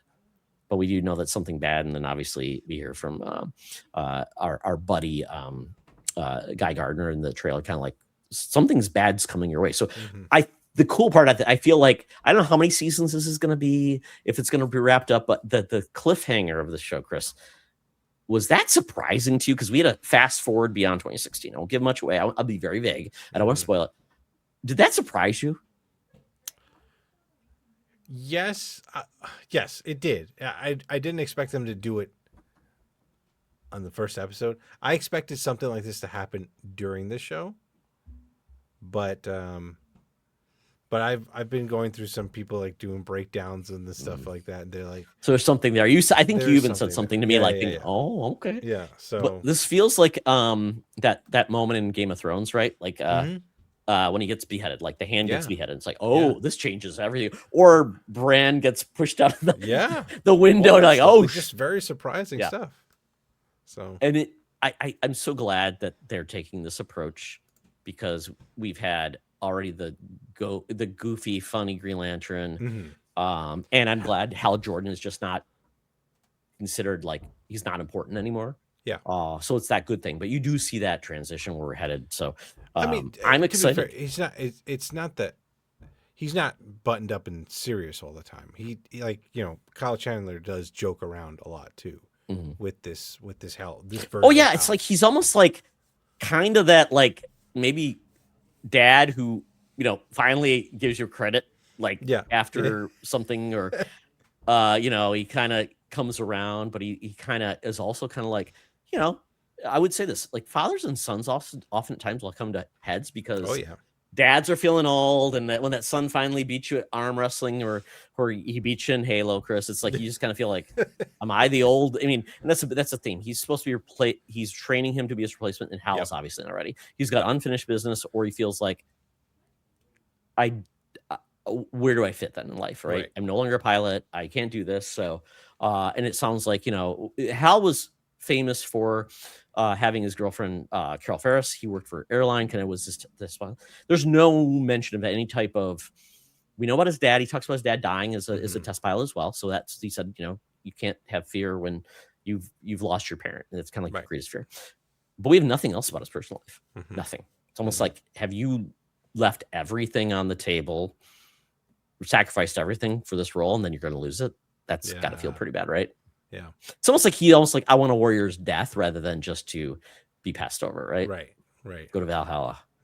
I'm excited for this. I think we're getting 8 episodes, Chris, with this. I think I don't know if they've listed out the number of episodes or what they're going to be called. Oh, here we go. 8 episodes. Okay. This is going out weekly until October 4th. And my wife this rarely happens, Chris. My wife was so angry at me because she didn't know this came out. Because typically Game of Thrones, those shows, she's watching, so I'll watch it my Sunday thing. I sit down, I sit here, have a good time, enjoy. And I felt so bad. I'm like, I didn't know you watched it. Oh, it came out. Honey, we'll watch the first episode on Friday if we get some time. Then that'll make our appointment showing. But I'm like, and she knows, like, if I do a podcast or something, I have to watch stuff right away. So she's not that person that has to do it. So I'm like, so sometimes she has to sacrifice for me. Sometimes she's like, you'll just tell me how it goes. Like, I saw End of Oak Street last week. Okay. Great movie. Loved it to pieces. And I told her, I'm like, because she said at first she wanted to go, and then she chose me. I'm like, man, you should have seen that movie. It was really good. It was great. Okay. So Lanterns, very excited for this. Don't know what's going to be next. Well, actually, I know what's next for DC, because we're getting Clayface in the theaters. In October, and that looks amazing. It's different. I mean, this could be like the Joker equivalent of like, DC's doing something different. I hope it's not. I hope there's no singing in it and no Falea. Well, he is an actor, right? So maybe he's. Well, hopefully he's not a singing dance man, Chrissy. Chris, I mean, I don't want that. So sorry, I called you Chrissy. My wife, I call her Chrissy. So yeah, that's why she doesn't let me call her Chrissy anymore. Sounds like a guy's name. I'm like, okay. So unless you like to be called Chrissy, does your wife call you Chrissy?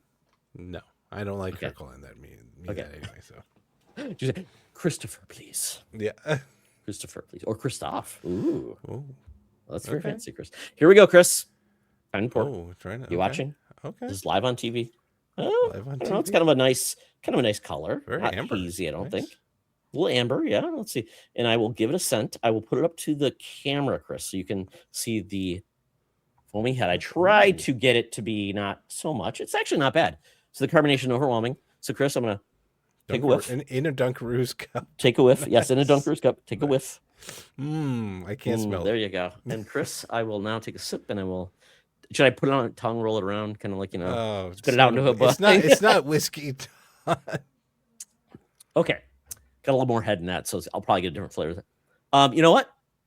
good balance. Yeah. Malty, hoppy is good and not overwhelming. It's not like you're getting a dash of allspice pumpkin pie, which is good. Okay. Yeah, I like it. So this is good. So yeah, check out Evil Twin Brewing, our most popular pumpkin ale. What a great name, Chris. Those marketing geniuses over there, rolls off the tongue. Yeah, it really does. It's effective though. It's got a lot of pumpkins. Yeah. Okay. So, and it actually is what it is. So it actually describes what the beer is. And I will tell you, Chris, most of us say, when we look at a beer these days, we have no clue what it is. It's got a weird name. They don't say anything about it. And for some reason, Chris, I'm going to ask you one question. Yeah. Why is it that like beer is allowed to not list any ingredients, like calories or anything? It's so weird, right? Oh, I didn't even think about that. It's like, why? What? I mean, we get calories on everything. I think even apples have a calorie like ingredient deck. I'm like, I literally am trusting what they say. I mean, they will tell you typically ABV, like the percentage. Sometimes they'll tell you, what is it? What's the bitterness scale? They do that too? Oh. Sometimes they will, yeah, just to tell you how bitter it is, which is not always true. Which is kind of cool. If you like more bitter things, you go to that. If it's really low, it's typically malty and hoppy. And then sometimes you even do like specific gravity, which when you do that, I'm like, nerd. If you know what specific gravity is, you're obviously paid attention in chemistry. No, just joke. It's funny. But yeah, other than that, yeah, and then rarely do they even tell you like, oh, this, you get like a big picture. I'm like, it looks cool, but I have no clue I'm drinking, and it's $6 a can. I'm like, do I want to take that risk? So I do appreciate the fact that a lot of beers, like we have Total Wine here, they allow you to just buy a single, which is a big fan of that. Nice. So that is it. So Chris, really, really quick, I think the theme of houses, you have redeemed your house. Your house is no longer has the ugliest kitchen in America. No, it's the most beautiful kitchen in America with amazing amenities. It's wonderful. If you sell your house in the future, people say, man, who decided to put that kitchen stand with that awesome feature? Man, I'm buying that. That's worth $5,000 right there. You can tell how much they put into it. Because you know, when people see a new kitchen, they say, oh, I'll pay $30,000 more, because people always think that they know what, nobody pays for, obviously, I'm lying. Nobody pays for more money because they say they did that. Like, they expect it now. Right. Where's your gold leaf? That's great. But I want to say one of these shows that I am a big fan of, and it's reality, but it's in the reality of the funnest sense, because I think we can all relate to it. We have all been to a house where we said, whether you see it on the outside or you get a chance to look at, what the heck did they do? It's that pink house. You're like, is that a choice? Do they like carpet pink? In the bathroom? Yes. Is there carpet in the bathroom? Is the carpet going up to the top of the thing? Are there design choices that said, I really like flamingos, and it's 90% of my personality, and it will be reflected in this house, and it will not be changed. I'll probably die, and someone will get this house. But yet these people will pay like 10% above asking price, Chris. Of course they do, right? Because it's like, because, and then, we talked about this. When it comes to house hunting, someone will always be excited about something. Another person will be like, I guess I better accept this because it's not worth the battle. Like, my wife loved the first house. I thought, I'm supporting her. It's our first house together that we really bought after we got out of the Air Force, because we had rental homes and things like that. The Air Force gives us. And I just like, oh God, I'm going to hate doing all of the yard work at this house, because the person who had it did all this gardening, and it's like, it just went to hell because my wife's not a gardener, and I begrudgingly will pull weeds and mow. So ugliest houses in America. This is like season 10. I love this show. Season 10? Oh my God. Well, maybe 10. I don't know. 8, maybe 7. I don't know. I lose track, Chris. But they're fun. They're great. It's the show is like typically 30 minutes long. They go to like 3 houses. They do each region. They do every region, and then every region has a winner. And then eventually they go against each other, and the top house that wins Ugliest House in America gets $150,000 makeover. Retta from Donna, who played Donna in Parks and Rec, is this host, and she's hilarious. She's a comedian. She dresses often more amazing than the house she's going to, which is amazing. I love it to pieces, and she's just hilarious. And so this is the first one they did, and then she also does scariest houses in America. So it's more about like, are these houses haunted and weird things, like people died, and it's fun. And then there's also then they had like decided these are so amazing, we're just going to do all of these things. So I'm going to share my screen. So basically, they pick a region. Riddle will talk about it, like give you a little history of the area they're going to. So they're going to the southeast, right? They're going to Raleigh, North Carolina. She'll basically say, "Oh, this is a wonderful place." Everything. He goes, "Doesn't look bad from the outside." And they're like, "What?" So there's our house, Chris. Look how much glass. Look at that house, Chris. It's like the White House in Raleigh, North Carolina. You're like, not too bad from the outside, right? And then I'll just fast forward. See, I'll show you some of like the classics here. All glass can't be very. It's got to be very hot. And then you just see Retta's reaction. And then at the end of the episode, she'll like tell you, like, she'll give the house a name. Ooh. I mean, just look at this, Chris. Oh, look at that lighting. It's amazing. 80s neon lighting, glass blocks everywhere. Of course, he's wearing a arm brace for some reason. I mean, carpal tunnel don't happen when you do that, dude. I mean, look at these kitchen. I mean, the bathroom, more glass. I mean, just so much, Chris. It's like people love it. Non-private bathroom, no door. I mean, what are we doing here? But I love Retta's outfit. She's very hilarious. And then she'll basically rate the house on like how ugly it is. Let's see if I can find it. The rating for this episode. Here she goes. She's leaving. And then like they just do these dumb things. Like there's a door just there above the stairs. They put bars above it, but you can't go. It's like some toddler's going to die. Oh, and is that on the floor? It's glass tile floor. So it's like those things where it's like you think you're going to fall. So Retta is just amazing. Just her the way she dresses, the way she shows up. Oh, look at that. There's no railing. It's above the garage. I love this. Amazing. So, and then she typically names the house, which makes me laugh. So is there a name to this house? Oh, here we go. They're calling it the Crystal Death Trap. She gives it an ugly appearance of 3 out of 5. Bad function, 4 out of 5. I mean, cleaning glass like that, nobody wants to do that. And then nobody wants privacy when they go to the bathroom, Chris. Everybody loves it.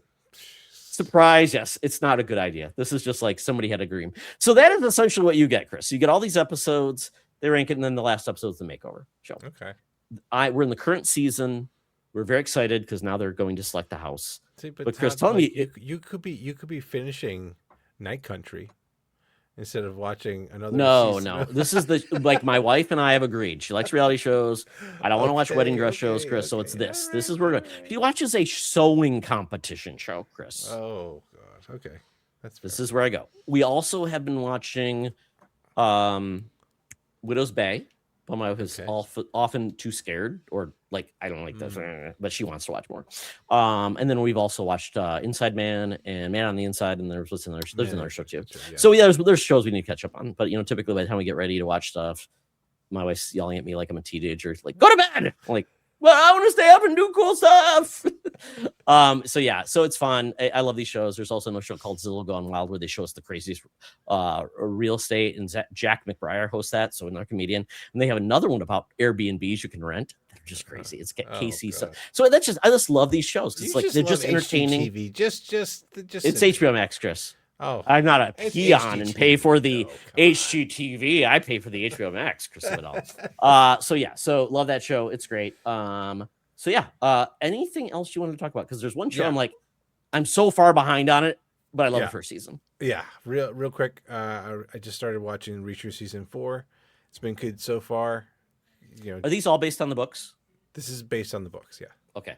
Tom Cruise has not showed up yet. Tom Cruise has not shown up yet. Alan Richardson is just a walking slab of meat. Just carrying $5 in his pocket, gets clothes from the convenience store, takes a bus. Exactly. And then he finds out like the biggest conspiracy theory in a town. Always.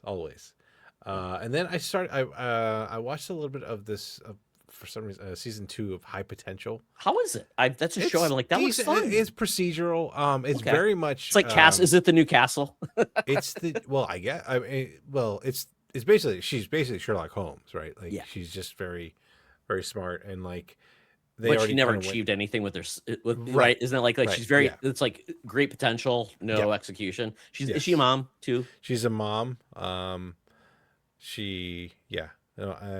all that kind of good stuff there. So it's interesting. But is it going to be like, is there ever is it just single-ish episodes, or is there like any overarching? There's there are.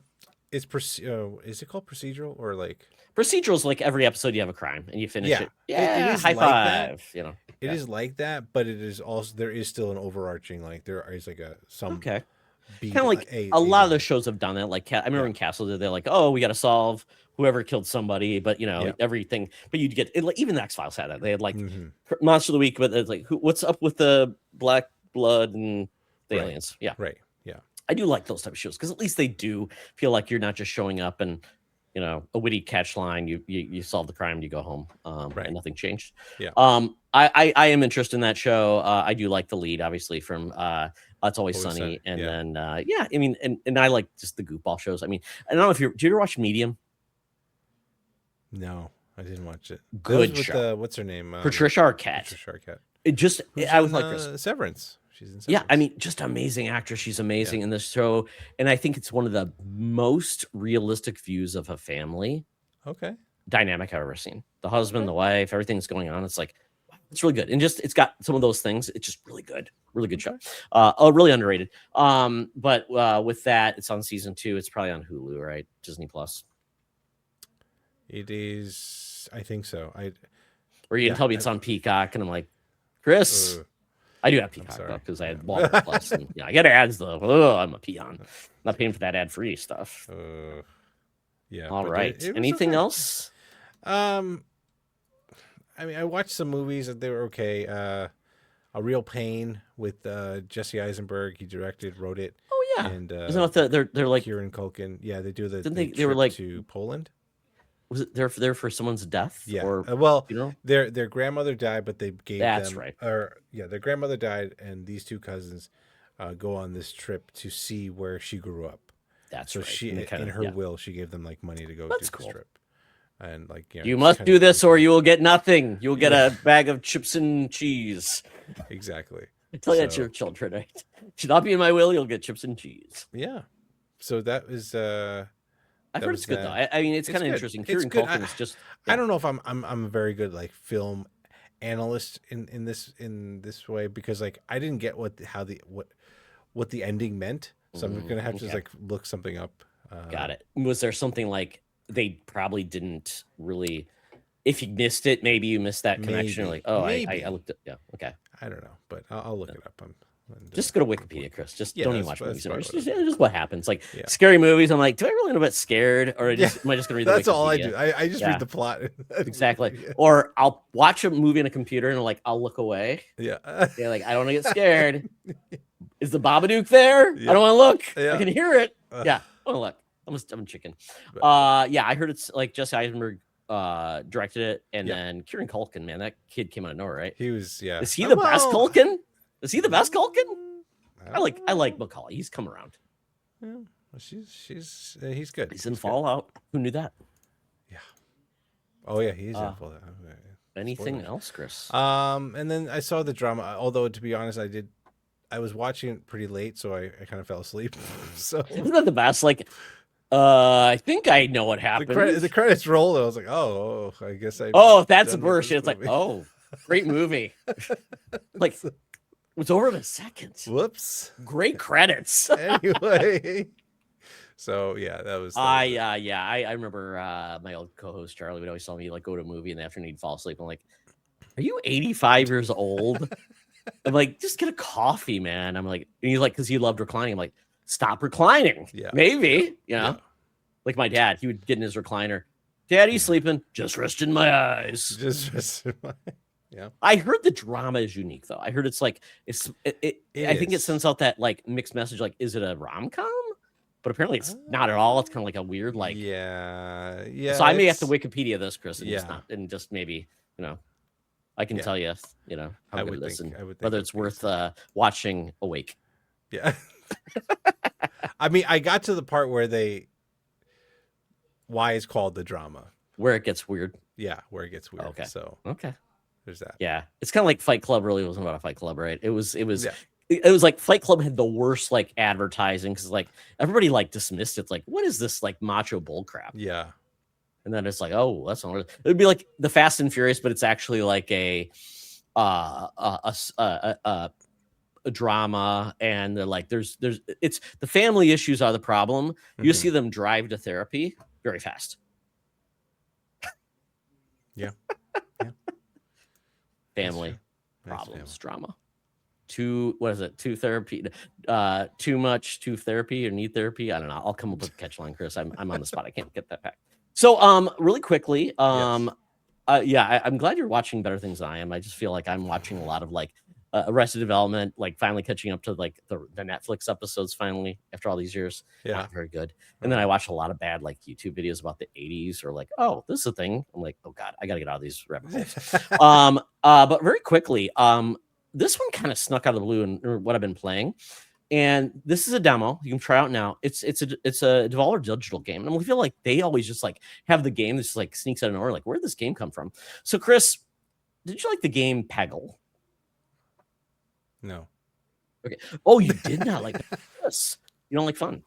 I don't like fun, I guess. You don't But what's going on with this one? Right. When you finish a level with funny animals. This kind of gives me like Geometry Wars kind of thing. Exactly. So, folks, if you're not watching it on screen, check out a game called Hyper Drop, a pachinko roguelite. Guess what, folks? A pachinko is always a roguelite. It ends. You don't carry your progress. You have those little metal balls and you're done. So I think it's funny. But this is essentially Peggle, if you played it before, where you're dropping a ball down, you have to do things, getting points. What makes this game so addictive? And the demo's out there. Basically, you can play up until you stop on the first level. You are essentially given an option to select different power-ups. So your power can be like, oh, you can select something to be more physicsy or explodey or whatever, and it gives you like 4 different versions. And you select those, and you get like 4 different pegs to put in. So if you just pick the wrong selection of things, your game is over. Your goal is to hit a score count. The whole point is multipliers. So if like you get like the bare minimum is like 15 points, but like the first level is you got 2,500. So Yeah. you have to find a way to really understand where you're gonna, because it goes across the screen. You just click. It's very just like a one-click game. That's it. But it's the setup. It's fun. It's like Plinko. You put the thing, it's where it goes. Everybody loves that. Huh. But the fun is really what you can do, and just like it's almost like a Balatro where you get through the first thing. You then can get power-ups. You can get things that modify your ball type, like you can be square size, can look like a banana. You can have the ball, if it hits enough pegs, can do certain things. You also can get power-ups, like if you can stay alive for like X number of minutes, you get more multipliers. You get a thing called a balloon. Basically, if you hit it, even if your ball goes down, the balloon goes up and then starts hitting things the opposite way. Oh. And then you get like things that almost like it's like almost like gravity, Chris, where it pulls your ball in and then it hits things like keeps hitting it and you get points. So then every ball you are given typically options like, oh, you can select this, or you can add another thing.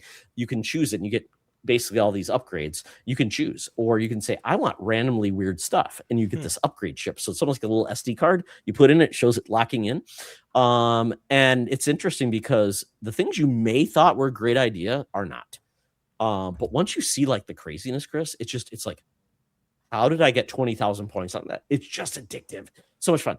I think it's great. Music's great. It's so trippy. It's like Tetris Effect. It's like, ooh, okay. It's like Geometry Wars in regards to the visuals, but just it's like that adrenaline hit of like, you just get so excited, like pinball, right? You get the multi-ball, you get multi-balls, you get all these other weird things. You can just get like a ghost pin where it turns invisible. You go through it. So like it's balls. Exactly. And then somebody's like, that was the worst thing I've ever picked. And it's like, I got nothing. It's like the ball goes down. So I'm like, it's not even like pinball where you're like, if you get nothing and he comes down, he goes basically kicks you back out. I'm like, you don't even offer that. And it's a roguelike in the sense that you can go as far as you do, but you only get 5 balls. Huh. So and if you get through it with 5, with 4 balls and you have 1 left over, you can then trade in balls to do something else. You can use it for like upgrades or whatever. So that's always your decision. Like, what do I want to do? And then it's like some allow you just to add more things. Like I want to get 3 more pegs, and you pick what they are. You can load them into your field. Obviously, the best thing you do is just put a lot of pegs there. But some are just fun, and some you can link together, like thing that brings them together. So it's like you actually get 2 points. You get 2 of those.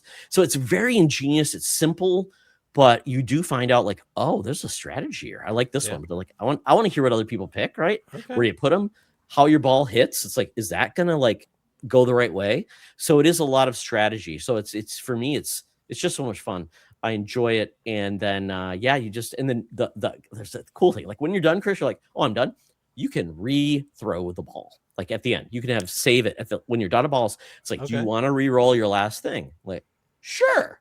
Not really penalized by using them, or you can just stop. You don't get anything. Yeah. The one thing I don't know though is if there's any type. I mean, roguelite versus like is light versus like is always one of those things. Like light means typically you get something, right? Yes. It's not always fresh. Roguelike is you die, you start fresh. So I'm not sure what the roguelite element is. I think the demo they just don't allow you to do that. They just want you to see the fun and then come back, which obviously worked because I like, oh, I'm going to share my score.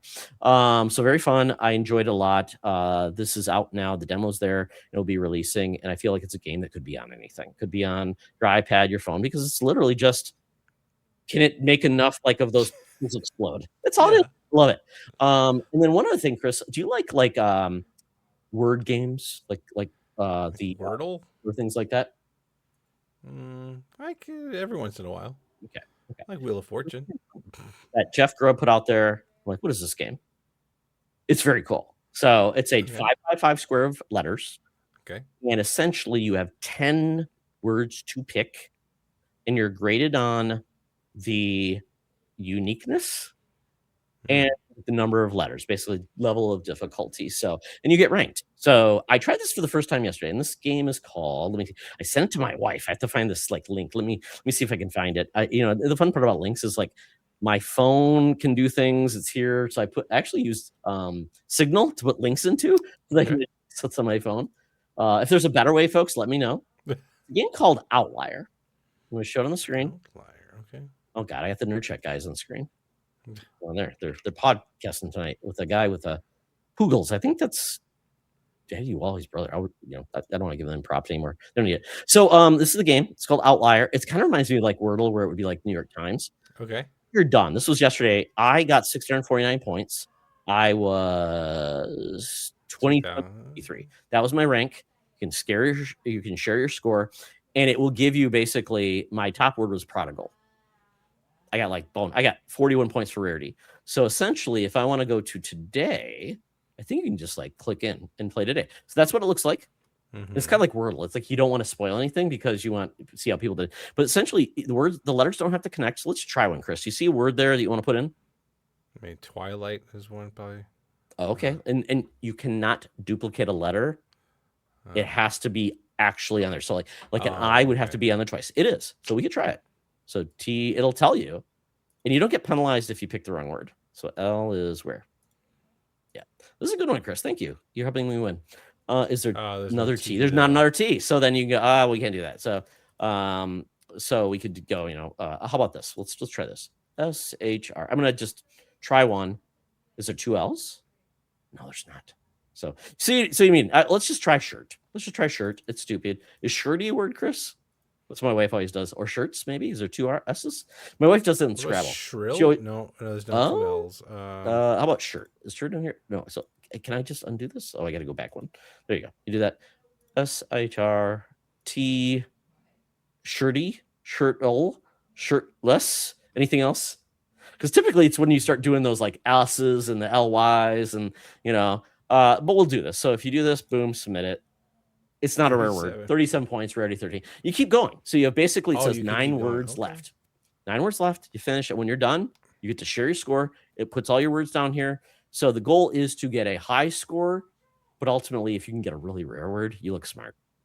So like mine was prodigal, 41 points. So I would say it's just one of those things where it's ultimately like, it's fun. It's one thing doing, it's brainless. You're going to probably try some vocabulary. I'm sure you can just cheat and say, hey, here's the letters. Tell me what it is. Or see what somebody did. Don't cheat, folks. Don't. But, like Scrabble, my mom was always allowed to have that dictionary out to make sure it was a real word. And people challenged it. So, yeah, it's a fun game. Outlier. Okay, cool. Outlier.com. No, it's playoutlier.com. So, Chris, any games?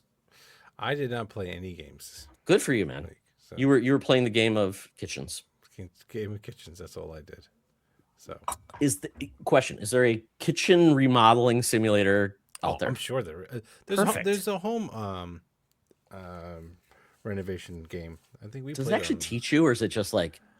I've fixed the pipe. Because that's what I think is the win. If they can teach you actually how to do it and teach you a skill, Chris, that is the dad game everyone's shown. Car Mechanic Simulator does a pretty good job. Well, that's cool. It like simplifies a lot of things, but it's like even just the basic thing. Oh, I think it was called House Flipper. House Flipper. Oh, that's right. Yes, because that's always a good idea these days when the interest rate is ridiculous. Oh, there's House Flipper 2? House Flipper 2, how to make a basement. You can learn how to make a basement, Chris. There you go. Hire a contractor, step 1. Yeah, there it is. Have them show up 2 days a week. And then there's actually a new game too in that realm. It's called it's about retro game selling, like system selling, and you repair the systems. It's weird. I don't know what the name retro game simulator. I think it's like repair simulator or something. But there's everything. There's even like a PC build simulator that's out. Basically, you just learn how to do it. I'm like, well, yeah, because nobody can afford to make a PC, so you just have to do it on your online browser on Steam. So, yeah. So I think this is kind of cool. We're in an interesting realm of like, guys, touch grass, get out there, do something fun. I'm working on my garage project. Do something fun. Use your hands, get out there, because it allows you to kind of actually feel like alive versus having a just a lazy butt. So with that, Chris, we're getting the wild card portion, wrapping this up. Chris needs to eat. He's hungry, man. There's no chips and cheese waiting for him, unfortunately. Sorry. So anything new you want to talk about in the world of like music, books, events, collectibles, sports? I am part of a local book. Well, I guess it's not local. It's a remote book club. And one of the books. Is it more drinking or reading? No, it's actually all talking. So you actually do what you're supposed to do. It's not like those people say, I have a book club and just an opportunity to get together and watch Real Housewives. No. We actually talk about the books. I love that. And the book that we're reading right now is called The Friday Afternoon Club. And I was like, oh, this is weird. But it's a memoir from this guy, Griffin Dunn. Oh, yeah. Griffin Dunn is the son of Nick Dunn. Oh, is it Nick Dunn? Because there's a Griffin Dunn, who was an actor, and he had a very famous dad, and he kind of fell out of like, I don't know, he just had a very short run of like popularity, and then it's like you didn't really hear and he kind of came back. He was on that show This Is Us. He was like, he was on that. See, I didn't watch the show, but I mean, I'll agree that you only watched one episode. We get it. Wait, no, I once I heard about like the fact that the crock pot was the problem, the calls. I'm like, I can't believe a show is all about a crock pot fire. Really? Are we doing this? So I'm going to share the screen. So this is the Friday Afternoon Club. Yeah. A lot of old people. They look very rich. Chris, is that true? Sort of. Like they were well. I mean, his father worked in. Is that him right there? As a kid? I don't know. Actually, got to be him, right? Or is that him? It might be him. That might be him. Not the guy with the handlebar mustache. Yeah. I don't know. It's an interesting book. He lived a very interesting life. And he was very close friends with Carrie Fisher, so he talks about her a lot. Oh, yeah. Well, if he was friends with Carrie Fisher, there's probably a lot of cocaine going around. Yeah. So it is. It was such. It's been a good read so far. I'm like halfway through it. Was it Dominic Dunn? Was his dad? No, you said his name was Dominic. Is his an uncle probably? Because Dominic Dunn was like a big like crime novelist. I think he did some things like that too. Yes, he does talk about him a little bit. So this is almost like a royalty within Hollywood, because I just even the things here, Chris. It says at 8, Sean Connery saved him from drowning. At 13, he was desperate to hook up with Janis Joplin. God, she must have been like 30.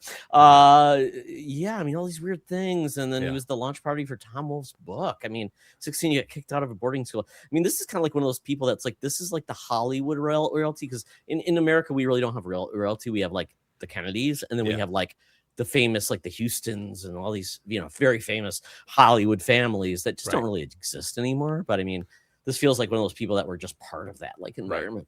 Right. That's kind of cool. How did you guys arrive on this book? Someone just picked it.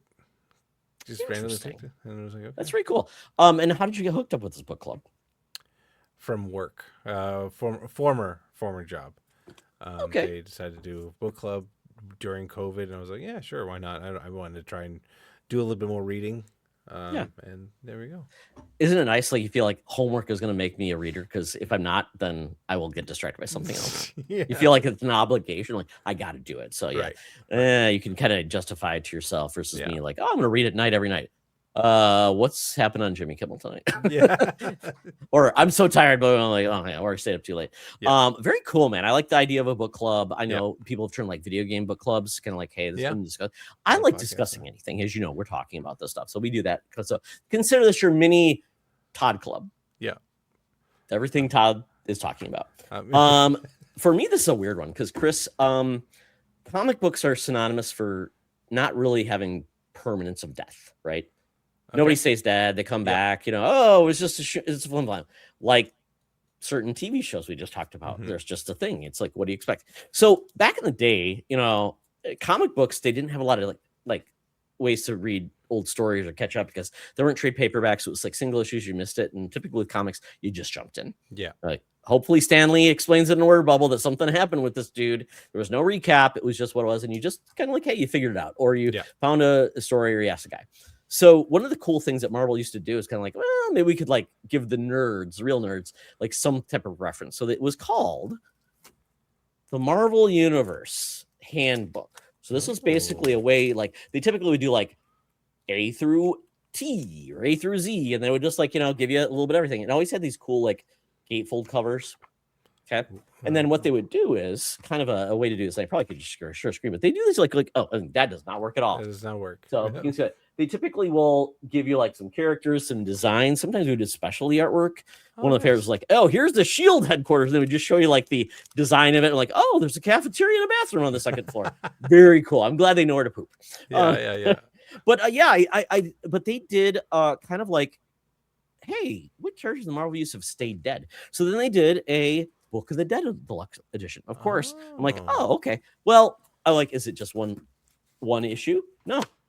13, 14. I mean, this is like in the 80s. 16, 17. Is that Drex? That is Drex the Destroyer, Chris. Nice. There he is. There we go. I mean, just some weird characters, you know. And then this is 20th, of course. That's not a good look. Red Skull. Don't hail Hitler. And then I love this. This is like the 80s, so it's great. As a kid, I just loved it. But I'm like, I think it's just a fun collectible. I've been starting to frame comics and put them on the wall. I'm like, this is kind of fun. I'll pick a couple of these. It's kind of, especially spooky season. Why not? And then this one I noticed. Oh, they brought it back. 2004. Thor's on there. How did Thor die? I don't know, Chris, in 2004. They got little Bucky. They got an Ant-Man. They got apparently Kraven the Hunter, a Lion, another Captain Marvel who died.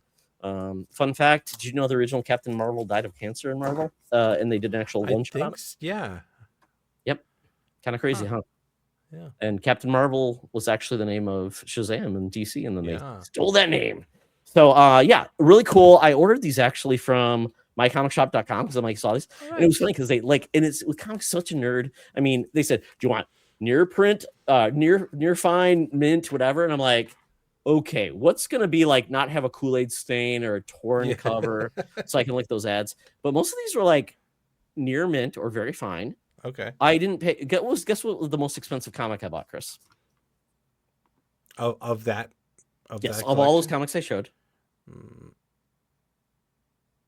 Because you sold some comics back in the day. Drax one? Okay, but no, what like price? What do you think the most expensive book was? Like cost wise? I don't know, because I don't know what those things are really worth. Like maybe like $10. Okay, $10 is your standing offer. $5.40. The cheapest book was $2.65. I actually got two of those. Those are actually very fine.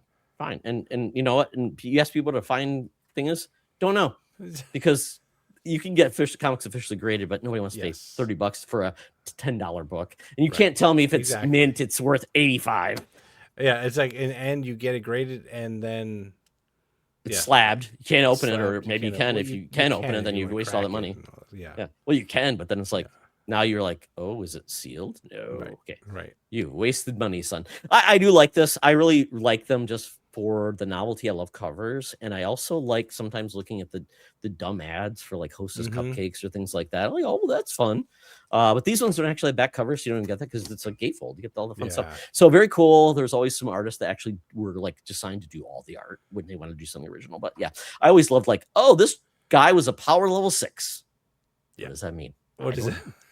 Like, who's actually deciding this stuff? Stan Lee doesn't care. He's retired. He's smoking cigarettes and having an affair with Jack Kirby's wife. Oh my god. Maybe. We'll go from there. So that is what I was my wild card. Very fun to sort of. I'm like, I can just you know what, do something fun. Order some dumb books. Last thing, best thing next week, Chris. Anything you're excited about? Lanterns episode 2.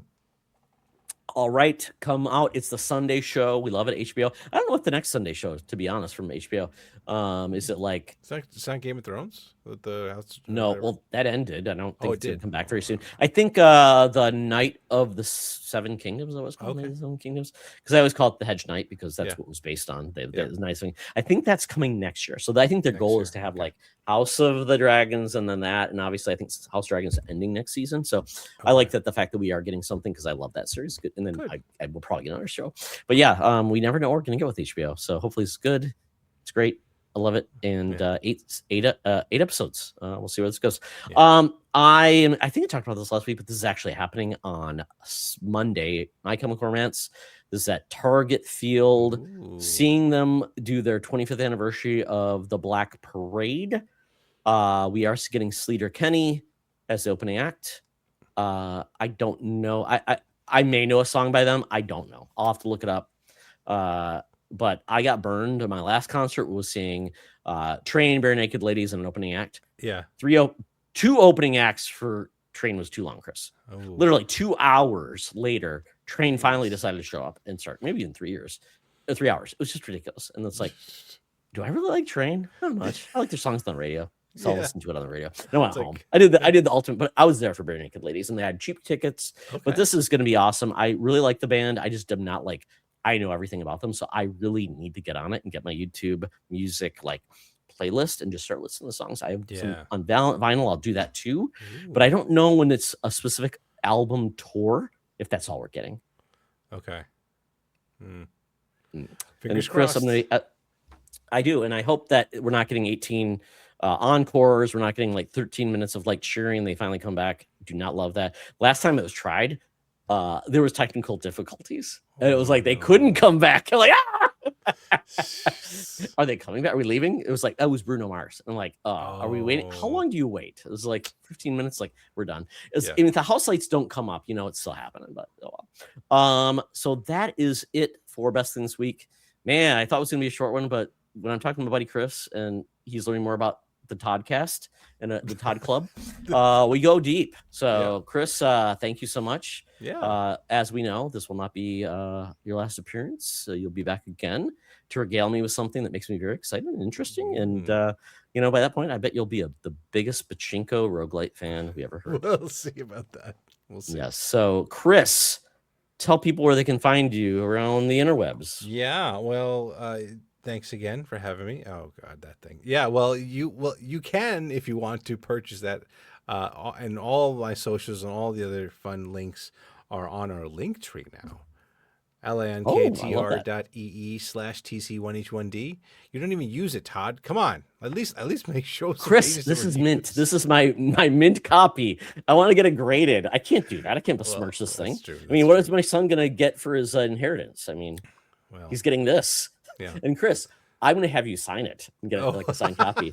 So would that make it not? It wouldn't make it mint, though, would it? No, it would not. Yeah, I had a couple comments signed. Yeah. And it has to get like a seal of authentication. Do you have a seal of authentication? A picture of you signing the book would help. Oh, okay, that's good to know. Then you probably have a stand-in. This is like your stock photo or something. Yes, buy this journal. It's amazing. You can actually, we talk about physical. What's more physical than an actual journal? It's kind of like when you don't have a manual where you used to be able to write in the codes. This is your idea of the games you love when you can look back at the year and say, these are my best games. Thanks, Chris. Oh, well, happy that I'm glad you bought it. I appreciate you buying that too. So, but yeah, I don't get a cut. I got it, guys. I just, my cut is my joy of having Chris as a guest.